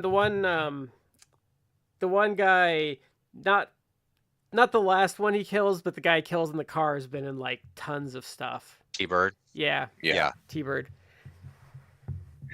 But before, let me before that. You said that Eric, like things came back to him. It's because he had it was established basically. He had the psychic power of like psychometry, or that basically he was incredibly empathic to certain things. Like he touched certain objects in the apartment he had with Shelley, and he actually, what happened would flood into him. Like he would see what happened. So when he touched stuff, he relived like the trauma of her getting raped and beaten and later dying, and him getting murdered. And you see that play into it later. It actually plays into it with the scene he did with Ernie Hudson, Albrecht. Yeah. Where he touches Albrecht and he sees that Albrecht actually stayed with Shelley. It's a little tidbit, but it's actually like a really effective and well done character defining moment, because you see Albrecht stayed with Shelley the entire time she was in the ICU and died. Like 30 hours. He stayed by her side. This this cop. And Ernie Hudson tries to pass it off. It's like, well, I was just hoping she would come to and like give me a lead. And it's like, That's can not tell. what you did. Yeah, that's not why you did it. You're bluffing. Like you're trying to do bravado because you're, for whatever reason, but you're kind of being dismissive. But you did it because you cared, and that actually plays into the ending. But Yeah. it's a great little character moment that's really subtle, but actually goes a lot towards like developing who Albrecht is, how Eric ultimately views him as a character. But again, I'm digressing. But Tintin tells. Other Brad says that T-Bird is Warriors Come Out and Play guy. Yes, that's one of his most iconic roles. Now, wait, wouldn't he have been the same guy who was he was a minor character in Twin Peaks also? I don't know, but he's been in a ton of stuff. He also was like the main villain or the Snake Man in the Dennis Quaid Dreamscape movie from the mid '80s. Have you ever seen that? That's super creepy. That one gave me nightmares as a kid. He's been in a ton of stuff. He's a established character actor too. And God, he's probably older by now. Like he was young in the Warriors, but Warriors is like a 40-something plus year old. That's movie. like 79 or 80 maybe. Warriors, I think like 77 maybe. Oh, it's he's got to be at least in his 60s at this point. That guy. I haven't seen the Warriors in forever. Believe it or not, I've never seen that one. It's a fun movie. I watched it because it's in some respects it's almost like would be, you could almost consider it like a horror movie just because like it's not, but it has like like this impending like sequence of dread. 1979. I gave it a little. I was dead. Woo-hoo me! I was dead on. Because I said 79. The actor is David Patrick Kelly. Yeah. He was in Twin Peaks. Twin Peaks. And he was 2017. Oh wow, he's 73. Like he's much older than I thought he was. Yeah. Not that I thought he was like 40, but I mean I probably would have said like at least 5 years or more. The Warriors was his debut. That's quite the debut. So what were you gonna say about the 10-10 scene? He sells somebody to establish the Gideon's a piece of crap too. Yeah. And then 10-10 is accosted by Eric in an alleyway, and Eric did see him come out of the pawn shop, just FYI. Right, but 10-10 also, I think that the actor who does in his portrayal of 10-10, like he actually made it like you get a lot of. He was in for the minimal amount of scenes that you see. He got a lot. He's the character pretty well. Like this. He was in something else I've seen. Because I couldn't place him, and I swear I know him from something else. He's actually a character actor too, kind of. He's been in a lot of stuff. I think he's been a vampire. The black guy. 10-10. I swear he's a vampire. Lawrence Mason. Let's see. He was in Prison Break. He was a character in Prison Break. Yeah, he was I saw that. The Shield. He was in Hackers. I remember the Hackers. Yeah. The Lincoln Lawyer. Is there a specific a kind of role? He was in The Shield. I think I said that. No, he did. Order. Sounds like he did a lot of like. Yeah, I think Hackers. He's done some stuff. Yeah. It's yeah. I thought he was a very good performance. Like there was versus the other gang people. I thought there was a lot more subtlety to him and like nuance to his character than the other like gang guys. Like it just felt like he had more personality to him. Personality. He seemed more. Wasn't as one note. He seemed more one note. He seemed more, to me. He seemed more like that he. Not that so he wasn't a clown. Like there's a fun thing, big jokes. Two Birds, 10-10 got false at it and all like that. But that actually helps establish Eric Draven as the Crow because 10-10's like he's like, let me introduce you to my little like a couple friends, like they never miss, and he pulls out knives and he throws them, and what happens? They both miss because Eric Draven is just like literally swatting them out of the air, and one he just like catches in between his hands, and it establishes like, oh no, like this guy who in universe was established like all he wasn't like this established martial artist like warrior. It's like he was like a rock musician that had a loft with his girlfriend and like a shitty part of town. And here he is basically doing like martial arts and gymnastics, you know. And then he kills Tintin. Yeah. And then goes to Gideon's. But stabs him. He stabbed. And you see the wounds healing. So yeah. So you establish like he has incredible reflexes and is a supernatural taking damage and shrugging it off like nothing. That was something in the course of at least in that scene. After that scene's over, I'm like, all right, can I find a non-spoiler breakdown of his powers, please? Like, can I get that? And not really. I mean, you're left to kind of assume that number one, he heals from injury. Number two, he's got some psychic stuff going, and number three, he's probably stronger and faster. I think it doesn't spell it out. I don't know about stronger because then it doesn't necessarily show superhuman strength per se, but he sort of like superhuman reflexes and agility going on. He could be like spoiler. He could be enhanced strength. Like he could be like a peak. Like he could be like Captain America. Like Captain America's not like in older presentations. Captain America is just like peak human strength. Like he could just be like stronger. But I think I wouldn't be shocked, Shad. I haven't seen the other ones because they all bombed and they supposedly sucked. But I could see it being like if you came back like as a crow, we'll just call it. Your powers could vary by who you are because his powers come from the bird. The bird is like his. Yeah, the crow is Vectron the one. said stronger than he was, but not superhuman strength. That's a good way of putting it. Yeah. The crow is the one that's imparting the power to him because it's a supernatural crow that in the they have an opening narration, which I'm usually kind of like but establishes that in this setting a crow is who ferries a soul to the afterlife. And he can see through the crow's eyes too. We kind of missed that. Because there's some things that... Well, I don't know if he can see through the crow's eyes or if the crow communicates...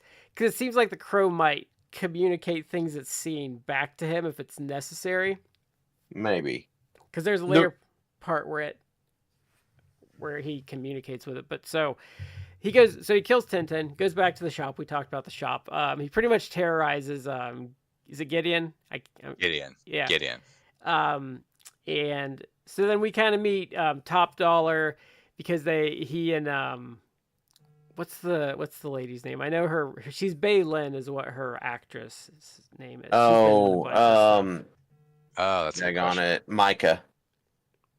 Like I don't know if they say her name in the movie. There's a bunch of gang members. They don't say their name in the movie. Yeah.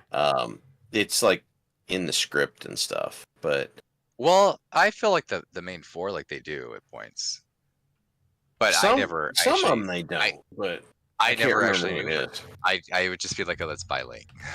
Yeah. Yeah. Because I knew her the same, but she's kind of like a mystic. Like she's into eyes because that's kind of like a window into the soul. And there's some creepy stuff with eyes in this movie. So if you're a little squeamish, there are eyeballs. Because there's a point where they're like cooking it and like doing a bunch of cocaine. Like they're kind of weirdos. We're establishing that we're the bad guys. Yeah. Oh well, there's some more like establishment there of them just being perverted degenerates because it is established that Top Dollar and Micah are at a minimum. Well, they're half siblings. Michael Wencott, Top Dollar is not obviously Asian, but they're like half siblings. But they are clearly in a romantic sexual relationship. They're kind of hedonists. Perfect. Yeah. There's a whole bunch of that stuff is kind of rolled in very quickly about how they're terrible people. Our friend Eric Porter did bring up a great point that we need to talk about, and part of what makes it such a thing of its era is the soundtrack in this movie is top notch. Oh yeah, it's very punk. Well, it's kind of industrial, right? Yeah, Like I think Nine Inch Nails was on it. Um, there was a I couple. think maybe was I'm Stone gonna Temple. I think run Stone Temple. here. I'm gonna run down the Twenty list for Pilots you real returned. quick. Okay. Burned by the Cure, Golgotha Tenement Blues by Machines of Loving Grace, Big Empty by Stone Temple Pilots, Dead Souls by Nine Inch Nails, Darkness by Rage Against the Machine, Color Me Once by the Violent Femmes, Ghost Rider by Rollins Band, Milk Toast by Helmet, The Badge by Pantera, Slip Slide Melting, For Love Not Lisa, After the Flesh, My Life with the Thrill Kill Cult, Snake Driver, The Jesus and Mary Chain, Time Baby 3, Medicine, and It Can't Rain All the Time by Jane Siberry. Yeah, that is very that is very early '90s. Like, It is, but it does range the gamut from like industrial to like metal. A lot of like 90s metal. Yeah. Some even like kind of like The Cure, which would not exactly be considered goth, but I mean the movie itself has a little bit of like a goth type of industrial type of feel to it. There's this movie is very stylized in a way that is very, very early mid 90s. And so I don't think that's a bad thing. That lends it a charm that you don't see in a lot of other movies. Yeah. Just off the top of my head, if I was, just to come up with a movie that if you were just barely giving them a glance, you might say that The Crow and Blade are very similar. But they're not. I was gonna say with this movie, I just got myself tangled up. The aesthetic kind of it kind of almost brushes Tim Burton, but doesn't like ape his style. But like there are angles and stuff to some of it, especially like some of the cityscapes where it's like there's a little touch of like that Burton like the angles and like the camera swing through the city kind of thing. Yeah, is a very first Batman movie kind of shot. Yeah, so I've never thought of that, but you saying that I can see it. Like it's just not exactly. It's like but yeah, a little bit. Like and this was maybe Alex Proyas was the director who I honestly thought that maybe he had more of a filmography. He doesn't. He doesn't have that many films that he's done. But this was maybe his first or second, at least, film that he's done. So maybe he did have some influence from Burton. Yeah. And I'm with you, Chad. That's kind of what we were talking about. How it's very of its time. Mm-hmm. But it is like stylized. But again, like I was saying, like I could use the word dated. Dated may not be the appropriate word, but that doesn't mean it's a bad thing. It can be very of its era or in the 90s, but it does. I think, and this is one of those cases where it does add to its charm. Like there are movies, obviously, go back like 10 years from this movie. There are movies from the 80s that if you watch them, it's a very 80s, but that's not bad.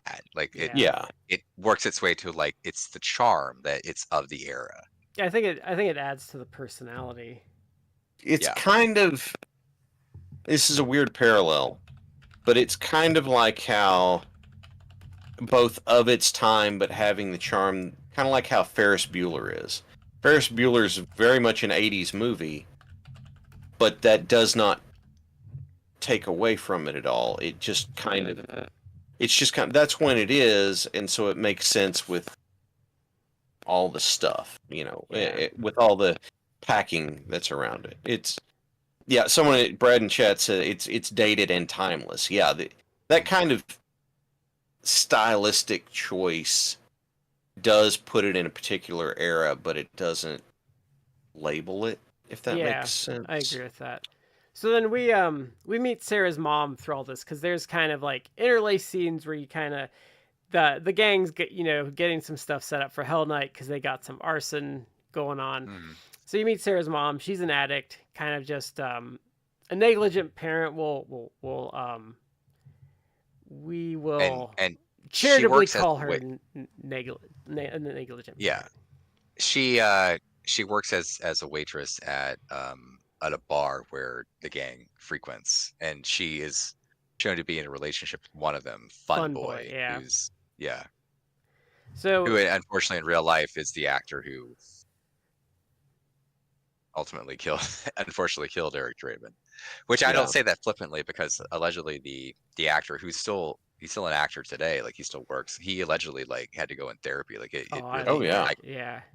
I don't doubt it. I think I read he even like retired from acting for like a couple years. Like I meant seriously to look it up. messed with him. Yeah, I bet. Which obviously, as we discussed, like it was something that literally he had no part in this. Like he was an actor. Like he would not have known anything that something was wrong. But it's still you still pulled the trigger. The problem is you still pulled the trigger. Like it can be. He did it. Yes. It can so, be. But it can be.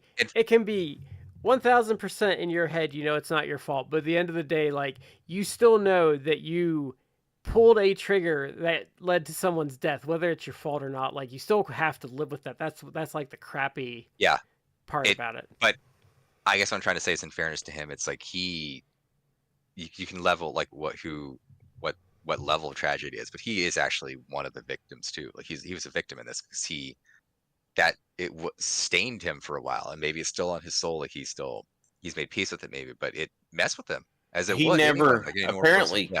Apparently, he never watched the movie. Oh, I would. Which I can't. I think at a minimum, I could understand. Like, I don't want to. Don't ask me questions. I think I would try and forget everything about that movie, that I could.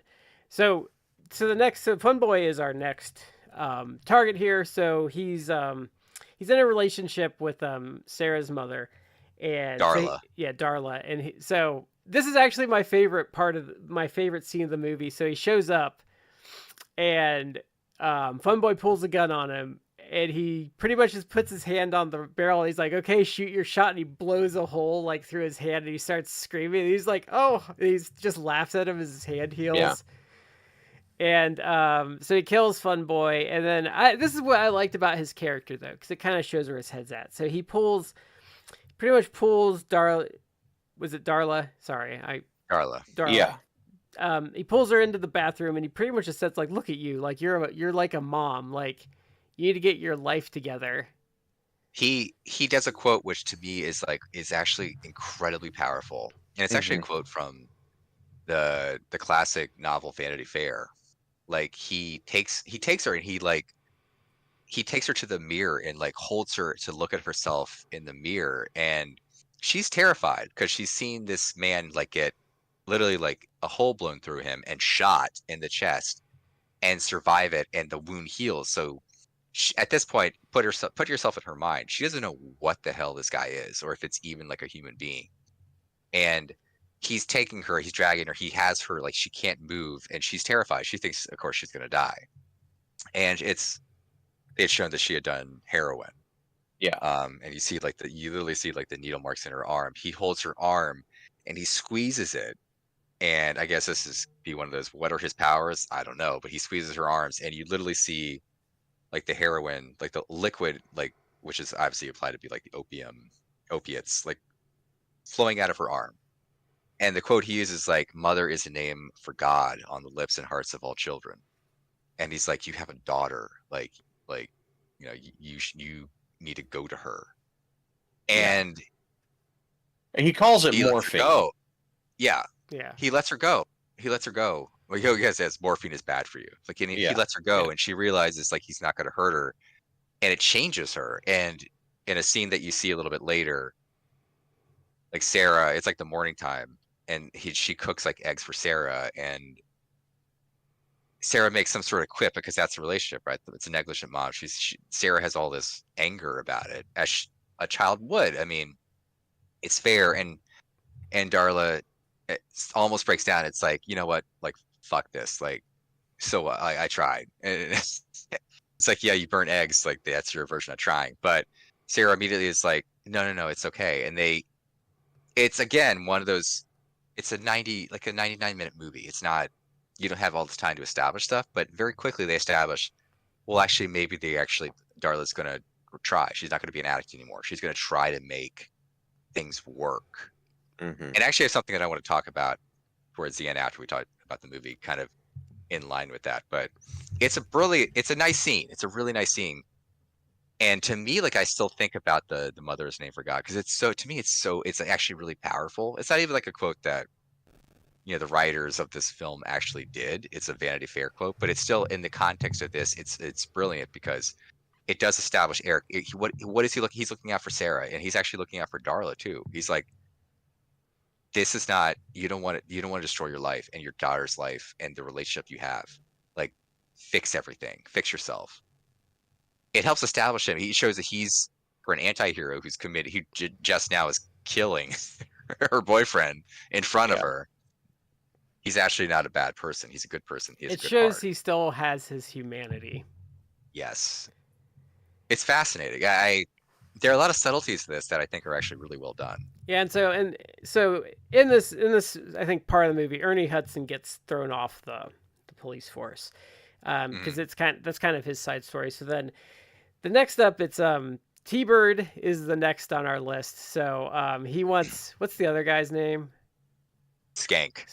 Yeah. Okay, I couldn't remember his name. So he tells Skank to get them road beers, and he's getting in he's hot wiring a car, and Draven pretty much pulls a gun on him. He's like, okay, drive. And Skank tries to catch him. They get away. And I like this scene because he kind of pretty much ties him up and throws something on the gas and sends him into the river and drowns him, which is a pretty good. And he also he throws like explosives. Yeah, he throws like explosives or something in the car and sets him off to drive off a pier. It throws like it wasn't like a flashbang, but it was almost like a flashbang or a smoke grenade or something that would ignite. Yeah. And that sets off, and the car as it goes. I'm sure like this was like overkill. It's like, what's the point of this other than obviously for a movie, it's impressive visual for it to drive off a pier. Let's be honest. Air explodes. It was cool as hell. That's what they did. It was like, yeah. I think it was supposed to be like irony because T-Bird is the pyro of the group. Yeah, and he's also kind of the ringleader of the at least the 4-man. So he was kind of being ironic before that word lost all meaning. Yeah, but this is another one where David Patrick Kelly, I think, is the actor. He had a really for the limited performance he did, like, it was good. And he has something that, again, it's like, I feel to me like I keep going back to the quote. I've seen the movie multiple times, so obviously it sticks with me, but he did a really good job of selling like him being terrified of once he realizes who Eric is and how he cannot get out of this. He can't escape it, where he realizes that Eric is someone came back from the dead, and he's like, I remember you. And then he goes, but you're not him. Like, there ain't no coming back. Right? And he's like, just repeats it as a mantra to himself as he's terrified because he knows he's going to die, like, and painfully. But he just keeps repeating it. And David Patrick Kelly does a really good acting job or selling his terror, the terror of the character, like the importance. And again, the movie isn't really horrific. It's not a horror movie. It's kind of a weird, dark science fiction, fantasy, superhero type of thing, but it's not a horror movie. But that, to the extent that this has like some horrific elements, if you really think about it, like, this should be, because I mean, even if you're like an evil, murderous criminal like T-Bird was, it's like you are now presented with an undead zombie creature who you killed the person and they're back and they're gonna kill you. Like, that's a Tales from the Crypt episode would have been like, this would have been the base of a Tales from the Crypt episode. It's literally an undead person coming to kill you for a wrong that it feels you have committed to it. You stole. Like, it's a horrific element. Look, to be an ultra nerd on it, the Eric Draven straight up fulfills the requirements to be a revenant in D&D. Like, you have to have been wrongfully killed for something and you come back in order to exact revenge. And once your revenge is exacted, you're done. But until then, you got a whole bunch of extra stuff going for you. Now that you've said that, now I'm going to reach for my monster manual. Okay. So while Shad's doing that, so Skank goes back to Top Dollar, tells him what's going on.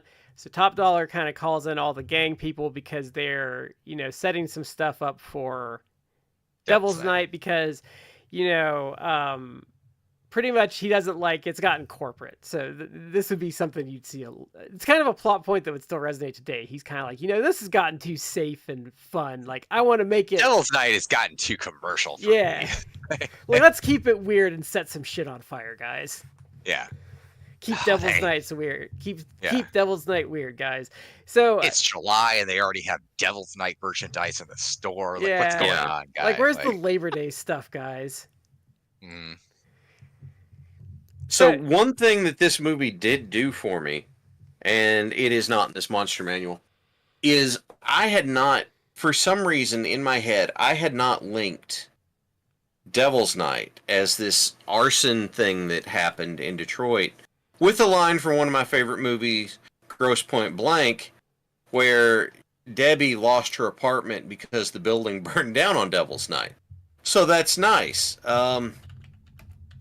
And yes, this is the 3.5 Monster Manual. So it was nice to have that little bit of, because I had to go look up Devil's Night, and that's where I learned about it. Because for most places it was mischief, but in Detroit apparently it was vandalism, arson until 1994 when the citizenry got pissed and rolled out in force about it.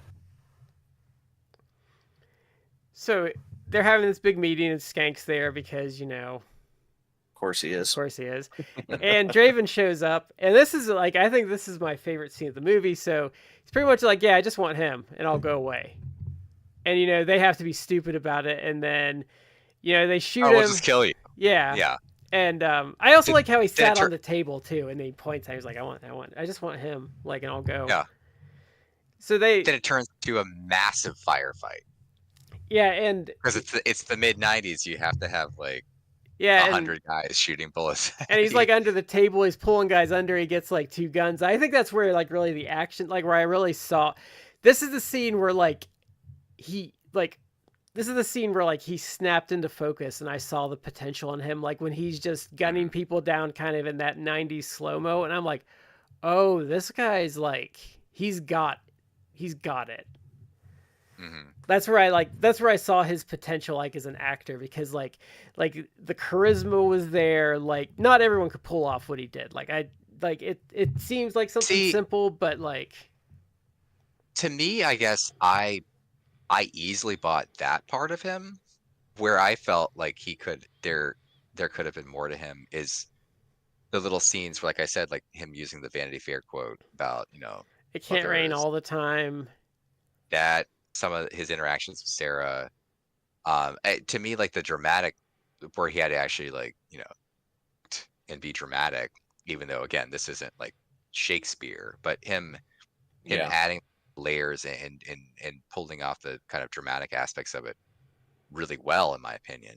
That to me was oh, what could have been. He could have the action part I felt I bought easily. I'm yeah, he could have been an action star, but action star certainly back in the day was kind of limiting.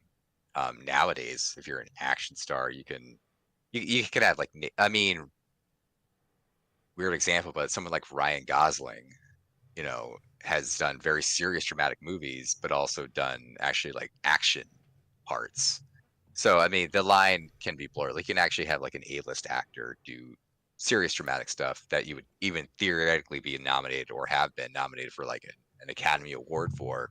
Well, hell, even Denzel Washington, many would consider Denzel Washington as one of the best actors of the last say 30, 40 years. And he has been in unabashedly action movies, The Equalizer.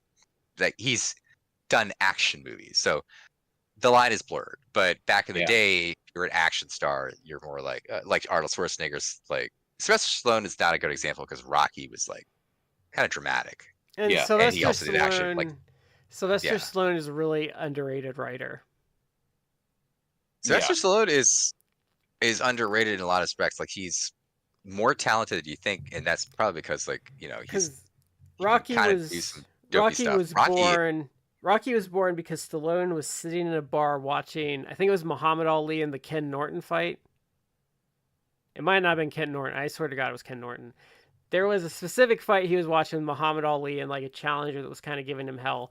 It might not have been. I'm probably wrong. It's. Hang on, I'll find it. Okay, but that's how Rocky was born. He was watching a fight in a bar, and it gave him the inspiration for like that movie. Oh, it's Quarry. Thank you, Vectron. I knew the second I said Ken Norton. I'm like, no, that's wrong. It's gonna, yeah. There it was. Yeah. So it was kind of like, a challenger that shouldn't have given him a problem is giving him a problem, and it inspired Stallone. But yeah, Stallone's really underrated. So for this big action scene, there, I had this realization as I'm watching it, in that this one is again very stylized. There's a lot of contrasting light and like hard edge light and dark in it, which in this one I have no doubt that Brandon Lee was handling his stuff and doing a good job. You could see that. The thing that bothered me is that there have been so many movies since this one that have used that kind of lighting and kind of the fast-paced camera work they do in this scene to cover for the fact that the lead actors in this can't hold up their part of action scenes like this. And so I'm watching it and I'm just kind of like, oh, man. Because if he had this kind of gravity going for him, or this kind of skill on top of the other stuff we've already seen him do in this movie, then I'm like, oh God, there was such potential going on in this. And I think that's why, I think this scene is why I immediately like linked him to the Matrix. So I was watching this, like, like this is very like early, like proto, like the bullet hell shit that Matrix did. Like even to like some of the angles they were taking with him and stuff. Like they just kind of cranked it up to as they like to say with the Spinal Tap group, 11. But that's kind of, I think that's why, like, because he had the leather going on, stuff like, oh yeah, this is, now that I think about it, like, oh, this is why I was thinking of the Matrix with him. Yeah. So pretty much kills everyone, but the Top Dollar, his henchman, and Bai Lin, she notices the crow, and that she figures out what he is through this. He obviously kills Skank because, yeah, he ain't gonna survive that. So he kills him very, very deliberately. Yeah, and so he's done with his task. So he's going off. He gives Sarah the ring. Now Top Dollar isn't done yet because they figure out if they get rid of the crow, then he's no longer got his connection to the real world. Which I kind of felt like Top Dollar is being kind of dumb with this. They should have just cut their losses and run. But Bai Lin wants. Yeah. Bylin's side scheming because she wants the crow because she thinks she can make herself like immortal. It's I think what the thing Here's is. the thing: if he showed up at this point he showed up. He said, "All I want is him." They shoot him, and he pops up with the line, "I guess you made your choice," and goes ballistic. He went back to the grave site. Mm-hmm. Until they find out that the three remaining had nabbed Sarah. Like, they were in the clear, but they couldn't help twirling their mustaches. Yeah, and this is where you see the crow and him can talk, because the crow tells him what's going on. Yeah. Yeah, they had like a psychic link. This, obviously, like, things needed to happen to further and then finish the plot, but this was one of those things where it's like, the plot, to the extent that it kind of breaks down, it has big glaring holes. Like this is right there, because it's like, how would they know? Let's nab this girl. How does this girl have a connection to the crow? Like, how do we know that she's going to be at this graveyard? Yeah, and that we can use her to like bait the crow into a trap. Like that becomes kind of like, this doesn't make a whole lot of logical sense. No. But they forgot okay, whatever. Top Dollar and his crew forgot the immortal words of Lord Humongous. Just walk away. Just walk away. Outlander. Leave the guzzle. By the way, I was at a horror convention last Friday, and you know the little kid from Children of the Corn, the like the little cult leader dude. Mm-hmm. He is so short. Like I thought it was just a child role, but dude is tiny, and his booth was right next to the main character from Sleepaway Camp, and I'm just like, I'm not the girl. The girl from yeah. You know what the Right next. Okay, here I'll do it this way. Right next to Sleepaway Camp, this thing. The parents were probably the parents probably wanted those child roles to keep going, so they were slipping him coffee and cigarettes at like a young age. Let me look that to the giant. Don't you know that stunts your growth? Like there's a Simpsons where they did Behind the Laughter, and like Lisa I think was accusing Homer of like giving her some like concoction that kept her from growing, and Homer's like, that's preposterous. How could I possibly get all 34 pills into her drink? Oh wow, John Franklin is the actor. I couldn't remember his name. He's 65, so he's like, look, I don't go to horror conventions. Okay, I don't go to horror conventions much. I go to comic conventions. Horror conventions aren't really my vibe. Mm-hmm. But and by the way, I knew Matthew Lillard was popular, but I didn't realize how popular he was. Oh my God! Really? He was the guest. As in, they had to sell like 3 or 4 signing sessions. Matthew Lillard. Yeah. Scream, Scooby-Doo, and Five Nights at Freddy. Like, yeah. It's Five Nights at Freddy's. It's all of it, man. It's all of it. I'm aware of the video game, and I understand they did a movie, but I have not seen the movie. So he's in the movie. There was, I think in like the early 10s, Five Nights at Freddy's was huge. Like with kids. Yeah, no, it was big. It was massive. And like the movie I think is supposedly like was pretty true to like the source material. So I think it made a stupid amount of money for what they put into it. So well that's a sidebar, since it's Halloween, it's the time of scary movies. Like I always say, like, if you want to make it in Hollywood, like get into horror movies. And people I think like have airs about, I want to, like, look, dude, who cares about winning an Oscar? If you really want to make money in Hollywood, just make horror movies. Let's talk about Blumhouse films. Like, you make horror movies for, like, even if you get like a good budget for them, you can make a horror movie for like $10 million, put it out there, maybe spend like $5-10 million marketing it. So you put 20 million into a horror movie. It'll probably make, like, worldwide, it'll probably, like, most, even like kind of like shitty horror movies, you can make like 40-60 million. Boom, you've made like 2 to 3 times your budget. Everything. Terrifier 3 made 9 times its budget opening weekend.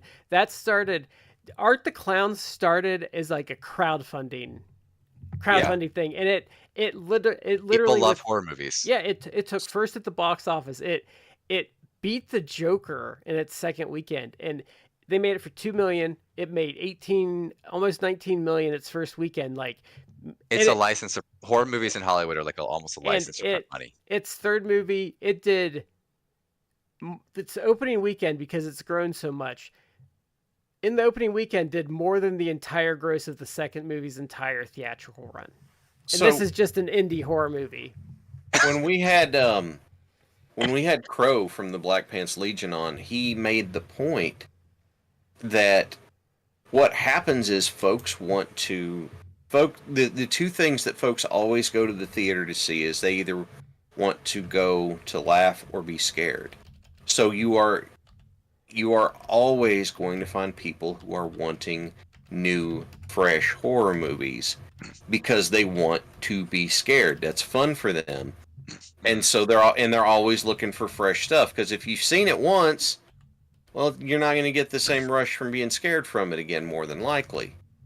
And so, yeah, like you're saying, you can just crank that. You can go a long way with it. Brad, it's great. Go ahead. Finish your thought. Oh, I'm sorry. Go finish your thought. I apologize. I mean, I was at this convention, and there were all these celebrity guests there. And then one other thing that they had is they literally had the film car of Christine. Like the Stephen King car. And I'm like, oh, that's... And then I looked, because what they did is they set it up in this cordoned off area, so you couldn't just be like, oh, I'm taking pictures of it. They had these two, like, lit, enclosed cases of, like, every version of it from all the different languages and all the, like, Hot Wheels and that sort of stuff that were in it. And I'm just like, this is, like, this world, I am not part of this world. The charity group that I work with had a booth there, so I had gotten a new Mankind mask, and my buddy had gotten an Undertaker thing together. So we're working our booth as Undertaker Mankind, but people who didn't know who I was, and I'm kind of standing there at the booth, and as they walk by, I'd like reach and wave to them, and like kind of this like broken fingered wave as they'd go by. Apparently creeped the living shit out of people, which cracks me up. But I'm just blown away by like, okay, Halloween's fun and that, but this is like, this does not make sense to me. Like, you're saying put two and two together and giving me a bushel of oranges. And like the original, like you said in the chat, the Blair Witch, just, I mean, the marketing screwed the actors for it. Well, I think I put and it the in studio screwed the actors. I put it in the chat, like, I think the first Evil Dead was only shot for like $30K or something. Because Bruce Campbell was like his roommate, or like in his dorm in college or something. Like they were friends. Yeah, they were friends. I think it's funny because obviously Sam Raimi became a big Hollywood director, but his brother Ted Raimi, who obviously has done a lot of stuff, I think Bruce Campbell even has said like, "Oh yeah, I used to babysit back in the day." But other Brad Ryder said like, oh yeah, you can make a shitty direct to Shudder. Shudder is like a streaming service that does like horror content or horror movies, stuff like that. It's like a okay. It's like $5 a streaming month. service. Yeah, streaming service maybe like it's almost like it's a channel that you can add on to like your cable package or whatever. But yeah, he's like you could do like a bad Shudder horror movie and then live off working the convention circuit. And it's like, yeah. I mean, if you made like the Terrifier group probably could. Like they could probably make some good money. Like whoever the actor who plays Art the Clown, like yeah, I'm sure like he could go. Well, bank and if you do Shudder and they have the rights to it, like you might strike it big, and Joe Bob Briggs might pick that for one of the episodes on one of his seasons. Like, which is funny. Joe Bob Briggs has a lot of AEW people on. Like Danhausen's done a couple episodes. I think Chris Jericho did an episode, and I think someone else did. But if you don't know him, he was on TNT like back in the day. He was the host of, I think it was Monster Vision. Is what he was the host of. Okay. So he has a show on there. Creep Show, the TV show, is pretty decent. It's like an anthology horror. I enjoy that, and it's like $5 a month. Like the content's pretty good. They have a good selection. Chopping Mall, I think, was on there for a while. I love Chopping Mall. It's an underrated flick. So they kidnapped Sarah because they don't know when to quit. The Crow tells them, he shows up. They injure the Crow. They shoot its leg. So he loses his powers. And there's a great scene where Top Dollar like shoots him in the shoulder, and he just kind of laughs like, "Oh fuck," and he just like falls over. I put a note down. I said that's the best line of the movie because the way Brandon Lee delivers that line is just perfect. Yeah. So because he's expecting like, oh, this won't do anything to me. Like and then else. When it doesn't close up, he's like, oh shit. Yeah. There's just this realization and this frustration and this regret kind of all boiled together in the way he says one word, and I'm just like, dude had it. Yeah. So Ernie Hudson shows up, kills the henchman guy. Balin grabs the Crow. Todd. Yeah, Tony. I forget Tony Todd's character in this. But yeah, as a fan of Tony Todd, who's done a million like genre stuff, especially like horror stuff. He was the coroner he's the coroner in the Final Destination films. He is most famous, if you want to go just horror movies, as the Candyman, which is I would not saying this for next week. I'm saying like in the future maybe we do like the original Candyman with Tony Todd, because I loved that movie as a kid. It's based on actually a Clive Barker, who's one of my favorite horror authors. Like he's based on a Clive Barker short story. Not actually, the story and the movie are not at all the same.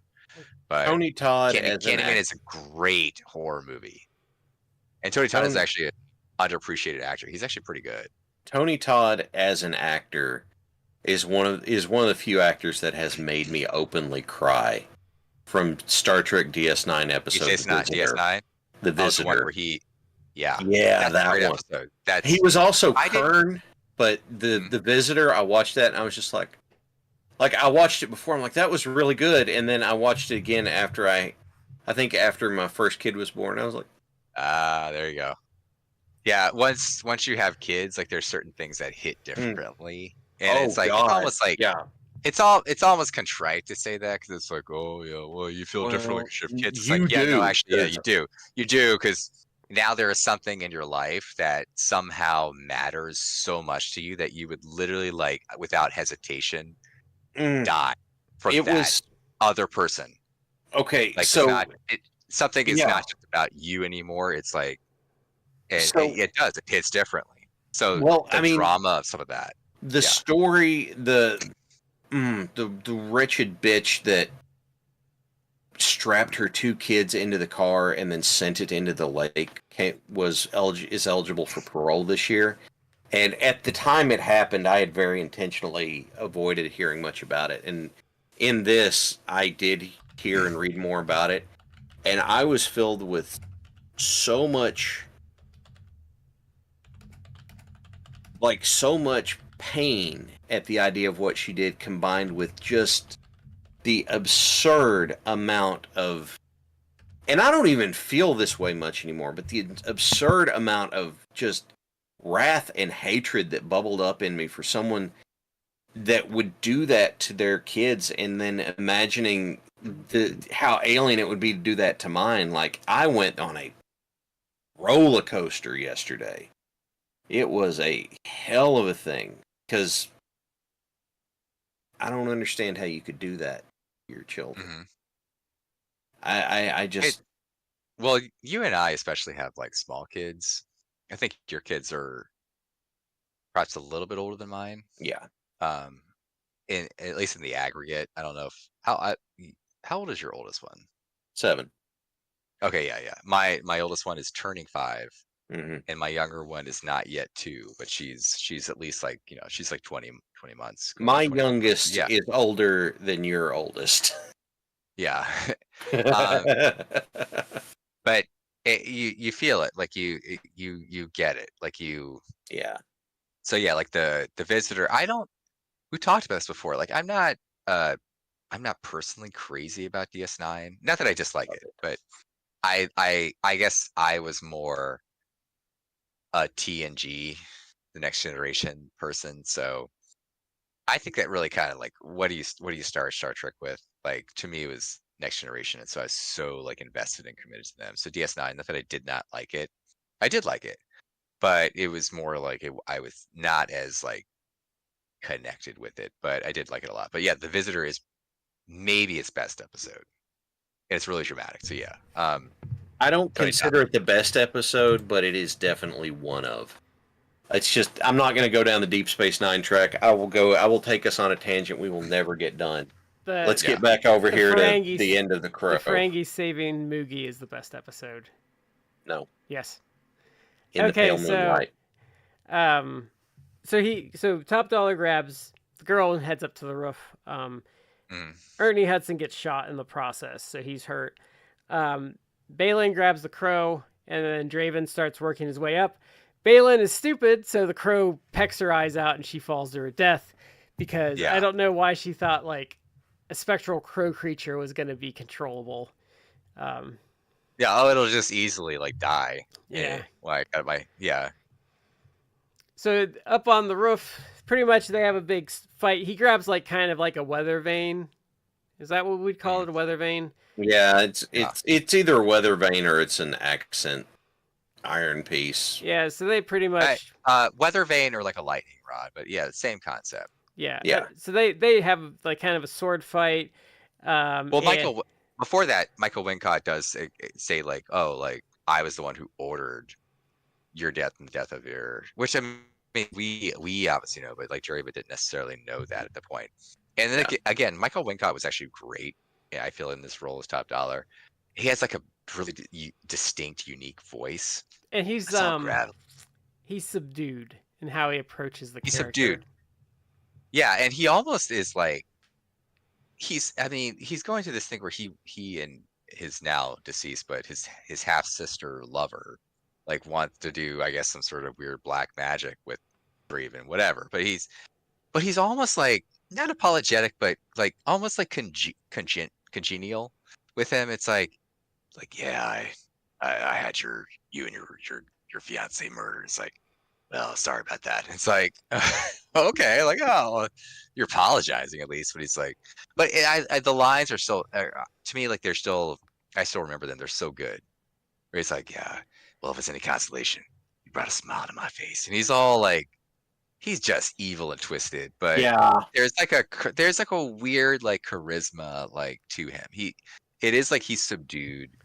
He's very like again the character depth to him. It's like he has a defined character. He's not just like a one note villain. Even though you're right, it's like he could have walked away. But it's like Levy. He's at the trope affably evil. He's affably evil. Because he's the kind of guy that'd be like I'm sorry, but I'm just gonna have to cut your balls off and feed them to you. Like I really hate to do it, but business is business. I gotta do this, right? Yeah. What? Who was it? God. There is something else he was in that keeps popping in my head, and I cannot for the life of me put a finger on it. He was Guy of Gisborne in Robin Hood, Prince of Thieves with Kevin Costner. He was Gary Sanjay in Along Came a Spider with. Now you're gonna make me look up. I'm looking at his filmography right now, and none of it's ringing a bell. He's been a villain in a bunch of stuff. But can I do a callback, because there was something I just realized was very similar. But when he leaves the bad guy's building and Ernie Hudson has him jump in the car and they drive off, reminded me so much of Batman Mask of the Phantasm when Andrea pulls up and he hops in the car and they drive off. Like even to the angle that they did it. So anyway, they have this big fight. Shad, what? Three Musketeers, Roquefort. No, I cannot. What's happening is that I'm conflating him with another actor that kind of looks a lot like him, and I cannot put a finger on what it is. He was the character of Adrian Cross in one of the 24s. No, it's. This is gonna bug me for a week. If I figure it out, I'll let you know. But I cannot put my finger on what it is. It's pretty much. He pretty much Eric beats him because of all the like emotions and memories he's gathered. He pretty much like projects all of Shelley's pain into him in one go. So he pretty much says like, here's 30 hours of pain and like that. But that was a callback from what I mentioned earlier, where he gets that from Albrecht. Like he absorbs like that Albrecht was there, so he takes in all of the pain that Shelley suffered because of what he saw with Albrecht. And he even says that to Albrecht at the end. He's like, you saved me. Like, you helped me stop Top Dollar. Yeah. Because I gave it back to him, all that pain and suffering. And he does give it back and using his like psychic powers. And then Top Dollar like falls at his death where he gets impaled on a gargoyle. And there's this like water spigot that his blood's just like flowing out of it. Just gushing out. They do a gory indiscretion shot there, but they do it in a really good way. So it's I did appreciate that. So that is pretty much the movie. Like his work is done.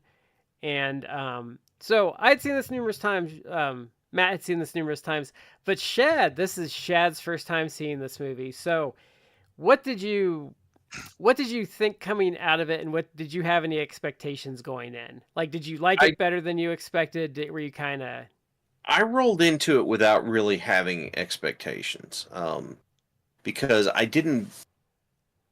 knew vaguely like the base premise, and I'm like, well, let's just see what happens. And here's what it makes me think of. In in the early mid 90s, two of my favorite movies to just kind of throw on when I wasn't doing something else and watch. Because I had the little TV with the built-in VCR in it. Oh yeah, yeah. I had a VHS copy of The Phantom and The Shadow. And I enjoyed both of those. What this seems to me to be is those were both geared towards younger folks or nostalgic adults. This was geared more towards that teenage, edgier, more grown up, but more angry kind of thing. It was aimed at people. It was aimed at us, essentially. It was and it is enjoyable, and it is well done, and it is fun. Like it is. When I say good, does it set out to do what it meant to do? Yes, it does, and I think it does a good job.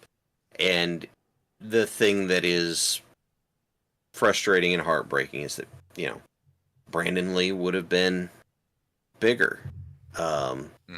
He would have. I mean, it's not like this could have been his breakout role. I am firmly in the camp of this was his breakout role, and there would have been a lot more waiting for him. Especially the era too. Like, he was perfect for the era that like this was ushering in. Yeah, he would have been a double threat that he could act and do action stuff both. And let's be realistic. Like, he had a pedigree of being Bruce Lee's son, but he was a good-looking guy. Like, he had leading man written all over him because he was, attractive guy, and the fact that he could act and you could many people could relate to him. It seemed like I've seen him do interviews, and unfortunately, like some of the interviews that he gave were like in the making of this film or around the time of this. Yeah, there's one that's kind of like has become almost like virally famous, but it's really sad in retrospect, especially with what happened, because he gives a line where he's talking about how he was thinking at the time about how you think everything, you think that you're going to live forever, essentially. It's not exactly his quote, but he basically thinking you just think that you have endless days, and you don't realize you may be doing an activity and you're like, how many other times are you going to do this activity? 10 more times, 20? And you don't think about it because it seems so trivial, or it seems so in the moment, but it actually matters. And he was saying that in the context, obviously, because the theme of this film kind of goes to that, where it's like, you have someone who their life has ended. He comes back for revenge, but he can't get back what was lost. All he can do is kind of take revenge for the things that was taken from him. But it's kind of a greater, or at least it's supposed to be a greater meditation on appreciating what you have, because you don't know if you use it and what will transpire from there. But it is really for anyone who has seen that interview, it is really kind of a tragic. It really twists the knife in, especially about everything, because it is tragic.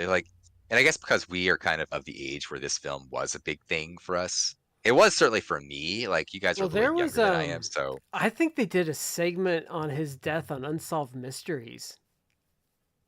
No, it was big. Like, I remember obviously now it's 30 years after the fact, so people nowadays, literally, if you were born the day he died or the day this film was released, you're now 30. So people will forget it. But for people like us who were alive at the time, and me, again, I'm a little bit older, even though I was still very young, but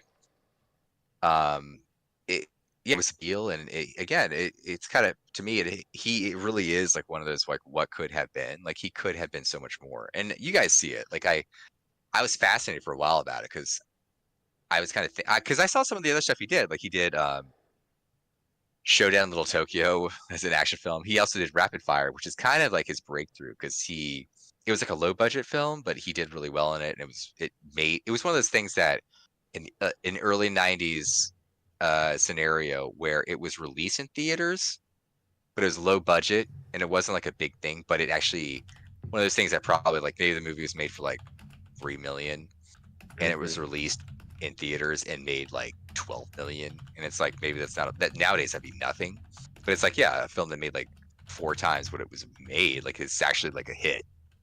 So he kind of was breaking through, and then The Crow happened. This would have been like this would have rocket ship to him right to superstardom. But yeah. You know what I liked about this movie is being stuck in like the current landscape of superhero movies. I liked the absence of the Marvel humor. Like I like that there was no winking at the camera. Like he had his quips, but they served like a purpose. They played it straight. It wasn't like there wasn't and I mean they never say it, but it didn't have the well that happened thing in it that like oh yeah, well that just happened. Yeah, like that modern like action stuff has. Like that was really refreshing. That like acerbic, like too referent, like self deprecate. It's like enough. Okay, like enough. Like it was fine for the mainstream Avengers stuff up through when Iron Man. I'm going to say Infinity War, and then not everything needs that, but they've been putting it into every damn thing. Oh, Shad, I've had discussions with it. I don't have the time to really watch this, but I have a friend who watches a lot of like. Basically, he absolutely has to have like a Disney Plus subscription, but he watches like all of the Marvel content and all of like the Star Wars content. Oh my gosh. And he'll talk to me about stuff, and it's like stuff I have not seen it. I'm probably like a couple years behind on both Star Wars and Marvel stuff. Legit. Yeah. If it's come out in the last 2 years, I probably haven't seen it. I'm like that far back, but he'll reference stuff, and I'm like, I don't know what it'll be like, well, he'll be like, well, yeah, like this happened in this show that is out right now, but you had to have seen like these like other 3 shows to really get this. And it's like, I don't have time for that, and I haven't. So what are you going to do? Like, what if I wanted to actually like watch this show? It's like it'd be completely inaccessible to me because I don't get it. Yeah. Look back a couple years ago, like the Marvels movie, like the sequel to Captain Marvel. It's like, okay, who are these other characters? Oh, well, you've had to have watched like these other 2 Marvel shows on Disney Plus. It's like, okay, but I didn't. So what are you going to do about that? Like the one thing I have watched on Star Wars was like Mandalorian. Mm-hmm. And like the 3rd season, which is like the next to last, I guess the next season will be the last one, but Mandalorian. And at the end of 2nd season, spoiler, Mandalorian and Baby Yoda like departed because Baby Yoda is going to get trained by Luke Skywalker. Eye roll. But and then beginning of the next season, Mandalorian and Baby Yoda are back together, and I was literally like, I roll with this, but why are they back together? They left. How did that happen? Yeah, and my friend who I talked about is like, oh, you had to watch Book of Boba Fett to get that. There was a couple episodes where they got back together. I'm like, but I didn't watch that. So I don't know. So that's me complaining about Star Wars. Is this the friend that I want to? But it's to your point that it's like I don't know. It's less of like you need everything's interconnected and everything's like no. I like that. I agree. Is this the friend I'm getting the mud pit so I can have him and Tim like duke it out, and who it's really not a fair fight because he's very small and Tim is very large. He's not he's not small, he's not large, but he's not small, but he also probably is more, he's not as critical as Tim would be. Well, Tim would be very critical. Oh, when I say Tim is very large, I met Tim once, and I think Tim is legitimately like 6'7". Yeah. Tim, I've never met Tim, but Tim he's a very large man. Yes, he's very. The thing that you're talking about, Matt, that bothers me is, and I'm saying this, like, for example, I typically like Jeff Johns' work, but it bugs me when he does it too. I call it continuity wank. When it's like, oh, how great is it that this ties to this, and we're going to tie this to this. And I'm like, no, leave it alone. Or Superboy Prime punching the very concept of, oh god. It's just, well, yeah, that was stupid. And I really don't know what the thought process that was there, but I don't care. I don't need everything tied together. Yeah. Going back, if Justice League's here and Justice Society's here and they cross over sometimes, great. But I don't need everything crossing over. I don't need everything connected all the damn time. Leave it alone and quit tying yourself in knots to do that, because frankly, you're just going to end up pissing people off, and that's not going to help. The problem with Star Wars right now, and I want to say is, I'll defend Jeff Johns. He doesn't get as bad as like Grant Morrison. Like Grant Morrison's done some of my favorite stuff ever, Doom Patrol and Seven Soldiers of Victory. But man, when Grant Morrison gets in like Final Crisis, is just him wanking like forever. I like Grant Morrison a lot, so I cut him a lot of breaks. But the polite way I would say it is like he gets up his own ass sometimes. Yeah. Nothing. But I cut him more breaks because he seems to do it because he's just. There are people who do that, and I could say he's up his own ass, but there are people who do it because they're marks for themselves. They're just in love with themselves.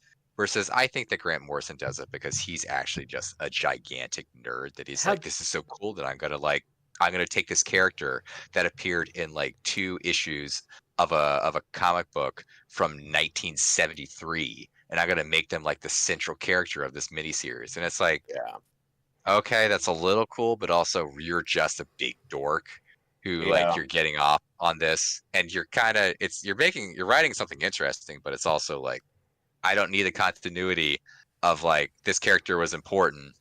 That kind of goes to Final Crisis. It's like, oh, Libra is like a very important character, and it's like, well, yeah, they appeared in like 3 issues of a Justice League comic from like 1964. Now you're bringing them back like 40 something years later. Like, okay, but that's you being a dork versus I just think he's like, you're an arrogant ass. You like. But that's a digression. Sorry, Matt. How uncouth of you to call out Alan Moore like that. Alan Moore's too busy doing magic in his castle. No, that's Frank Miller. Alan Moore is just a grouch. Oh, you're right. Oh no, Alan Moore does he's the No, wizard. Alan Moore just bitches because people like Rorschach and he doesn't understand why, and he's just a fucking wanker. He just likes being grouchy, and then if you don't put an editor on him, he just descends into like the worst of like teenage edgelorddom. But he leans in on the edgy stuff. Yeah, to his just own to do it. But like, I think my problem with Star Wars is like they have themselves in a very tiny box, and it's all prequel stuff, and they just won't get away from Skywalkers, and they just make more problems instead of like doing something. Well, I honestly think part of the problem is like, they need to take a break from Star Wars. They just need to not do anything for a couple years, because like I think my problem always was when Disney bought it is I didn't think it would work, and they screwed it up faster than I thought. But like, I thought kind of what made Star Wars work was the relative rarity of content for it. Like, you got 3 movies maybe every 15 years until you got the sequels. So like, you can't miss something unless it goes away. That's kind of like the problem I think Marvel's been running into, and like I think Star Wars has. Like, you just need to take a break. The problem with both of those is that when Disney bought Marvel and with Star Wars is that it became like a content mill, and so you created your own streaming service, so you have to justify the streaming service by continuing to put out content. It becomes excessive. One final thing about The Crow that I wanted to get into, because I mentioned it, I kind of referenced it earlier, was the TV show. And I know you said in the chat like you never saw the TV show. I did watch the TV show. We actually had Mark Dacascos as playing Eric Draven, which I like Mark Dacascos. It actually was, I felt, good casting. And I watched the show. It only ran for 1 season. but I actually thought it was pretty decent. It was very much indicative of like the '90s syndicated shows like Hercules, Highlander, Journeys, if people remember that. Um, and yeah, it was let's pretty not forget decent, I thought, and it added more to the mythos. Let's not forget the best of Go ahead. syndicated action shows, which is Renegade. Yeah, that's the one I was trying to pull the name up for. But it did continue. It was actually a continuation of this movie. It continued on with that. But I thought it was pretty decent. It was a little bit formulaic and like the villain of the week type of scenario, but that was common with this. Yeah, it would work for the Crow. Like I think you could make that work as like a villain of the week. And they added some mythos. They created like an evil crow, like alternate, like what we call it, the snakes. And so their animal motif was obviously a snake, and they almost had the same power where it's like, they're kind of like immortal unless you damage the snake. But anyway, I mentioned this when I referenced Darla. They actually continued again because it's the theme of the continuation of the movie of sorts. They can try to bring Eric back and he would actually do stuff, but Darla as a main character with him basically having reformed, and now she was like a side character, but she was a good mom now. She was like a mom in recovery and helping out. So I like that because it was like, this is actually a positive improvement on the character. They actually did have their redemption. So pretty decent. I think it's been released on on DVD. I think I saw it on streaming when I was looking. I think it's on streaming. So it's not the best thing ever, but it's also not the worst like one season, like 22 episodes of a show you could watch. So there you go. So I'm gonna say this is a round of thumbs up for us. Absolutely. I love this movie. I watched it many times. I'm glad I saw it again 20 plus years after the fact, but it brought back all the positive memories I had. So I loved it. Well, thank you everyone for joining us, and everyone that stopped by and chatted with us tonight. We appreciate your comments and you hanging out with us. This was a lot of fun for an episode. I don't quite know what we're doing next week. We might be doing more USWA. It depends, because there's one week we have to do a lighter topic for personal outside the show stuff. But it might be USWA next week, and we'll have our smaller topics. I do want to discuss, it was a question we want to discuss, and I'll probably be on next week, about if NXT has been a net positive or a net negative to WWE. So we'll kind of, I think, go into kind of some of the positives and the negatives, I think, that have occurred because of NXT. So as always, though, we love it when you guys stop by. Thank you for hanging out with us tonight. This has been Matt, Shad, and Brad in 4Corners, because Craigbot doesn't count. And you guys have been crowded into the fourth corner, and we apologize for that. But thank you for joining us as always, and we will catch you next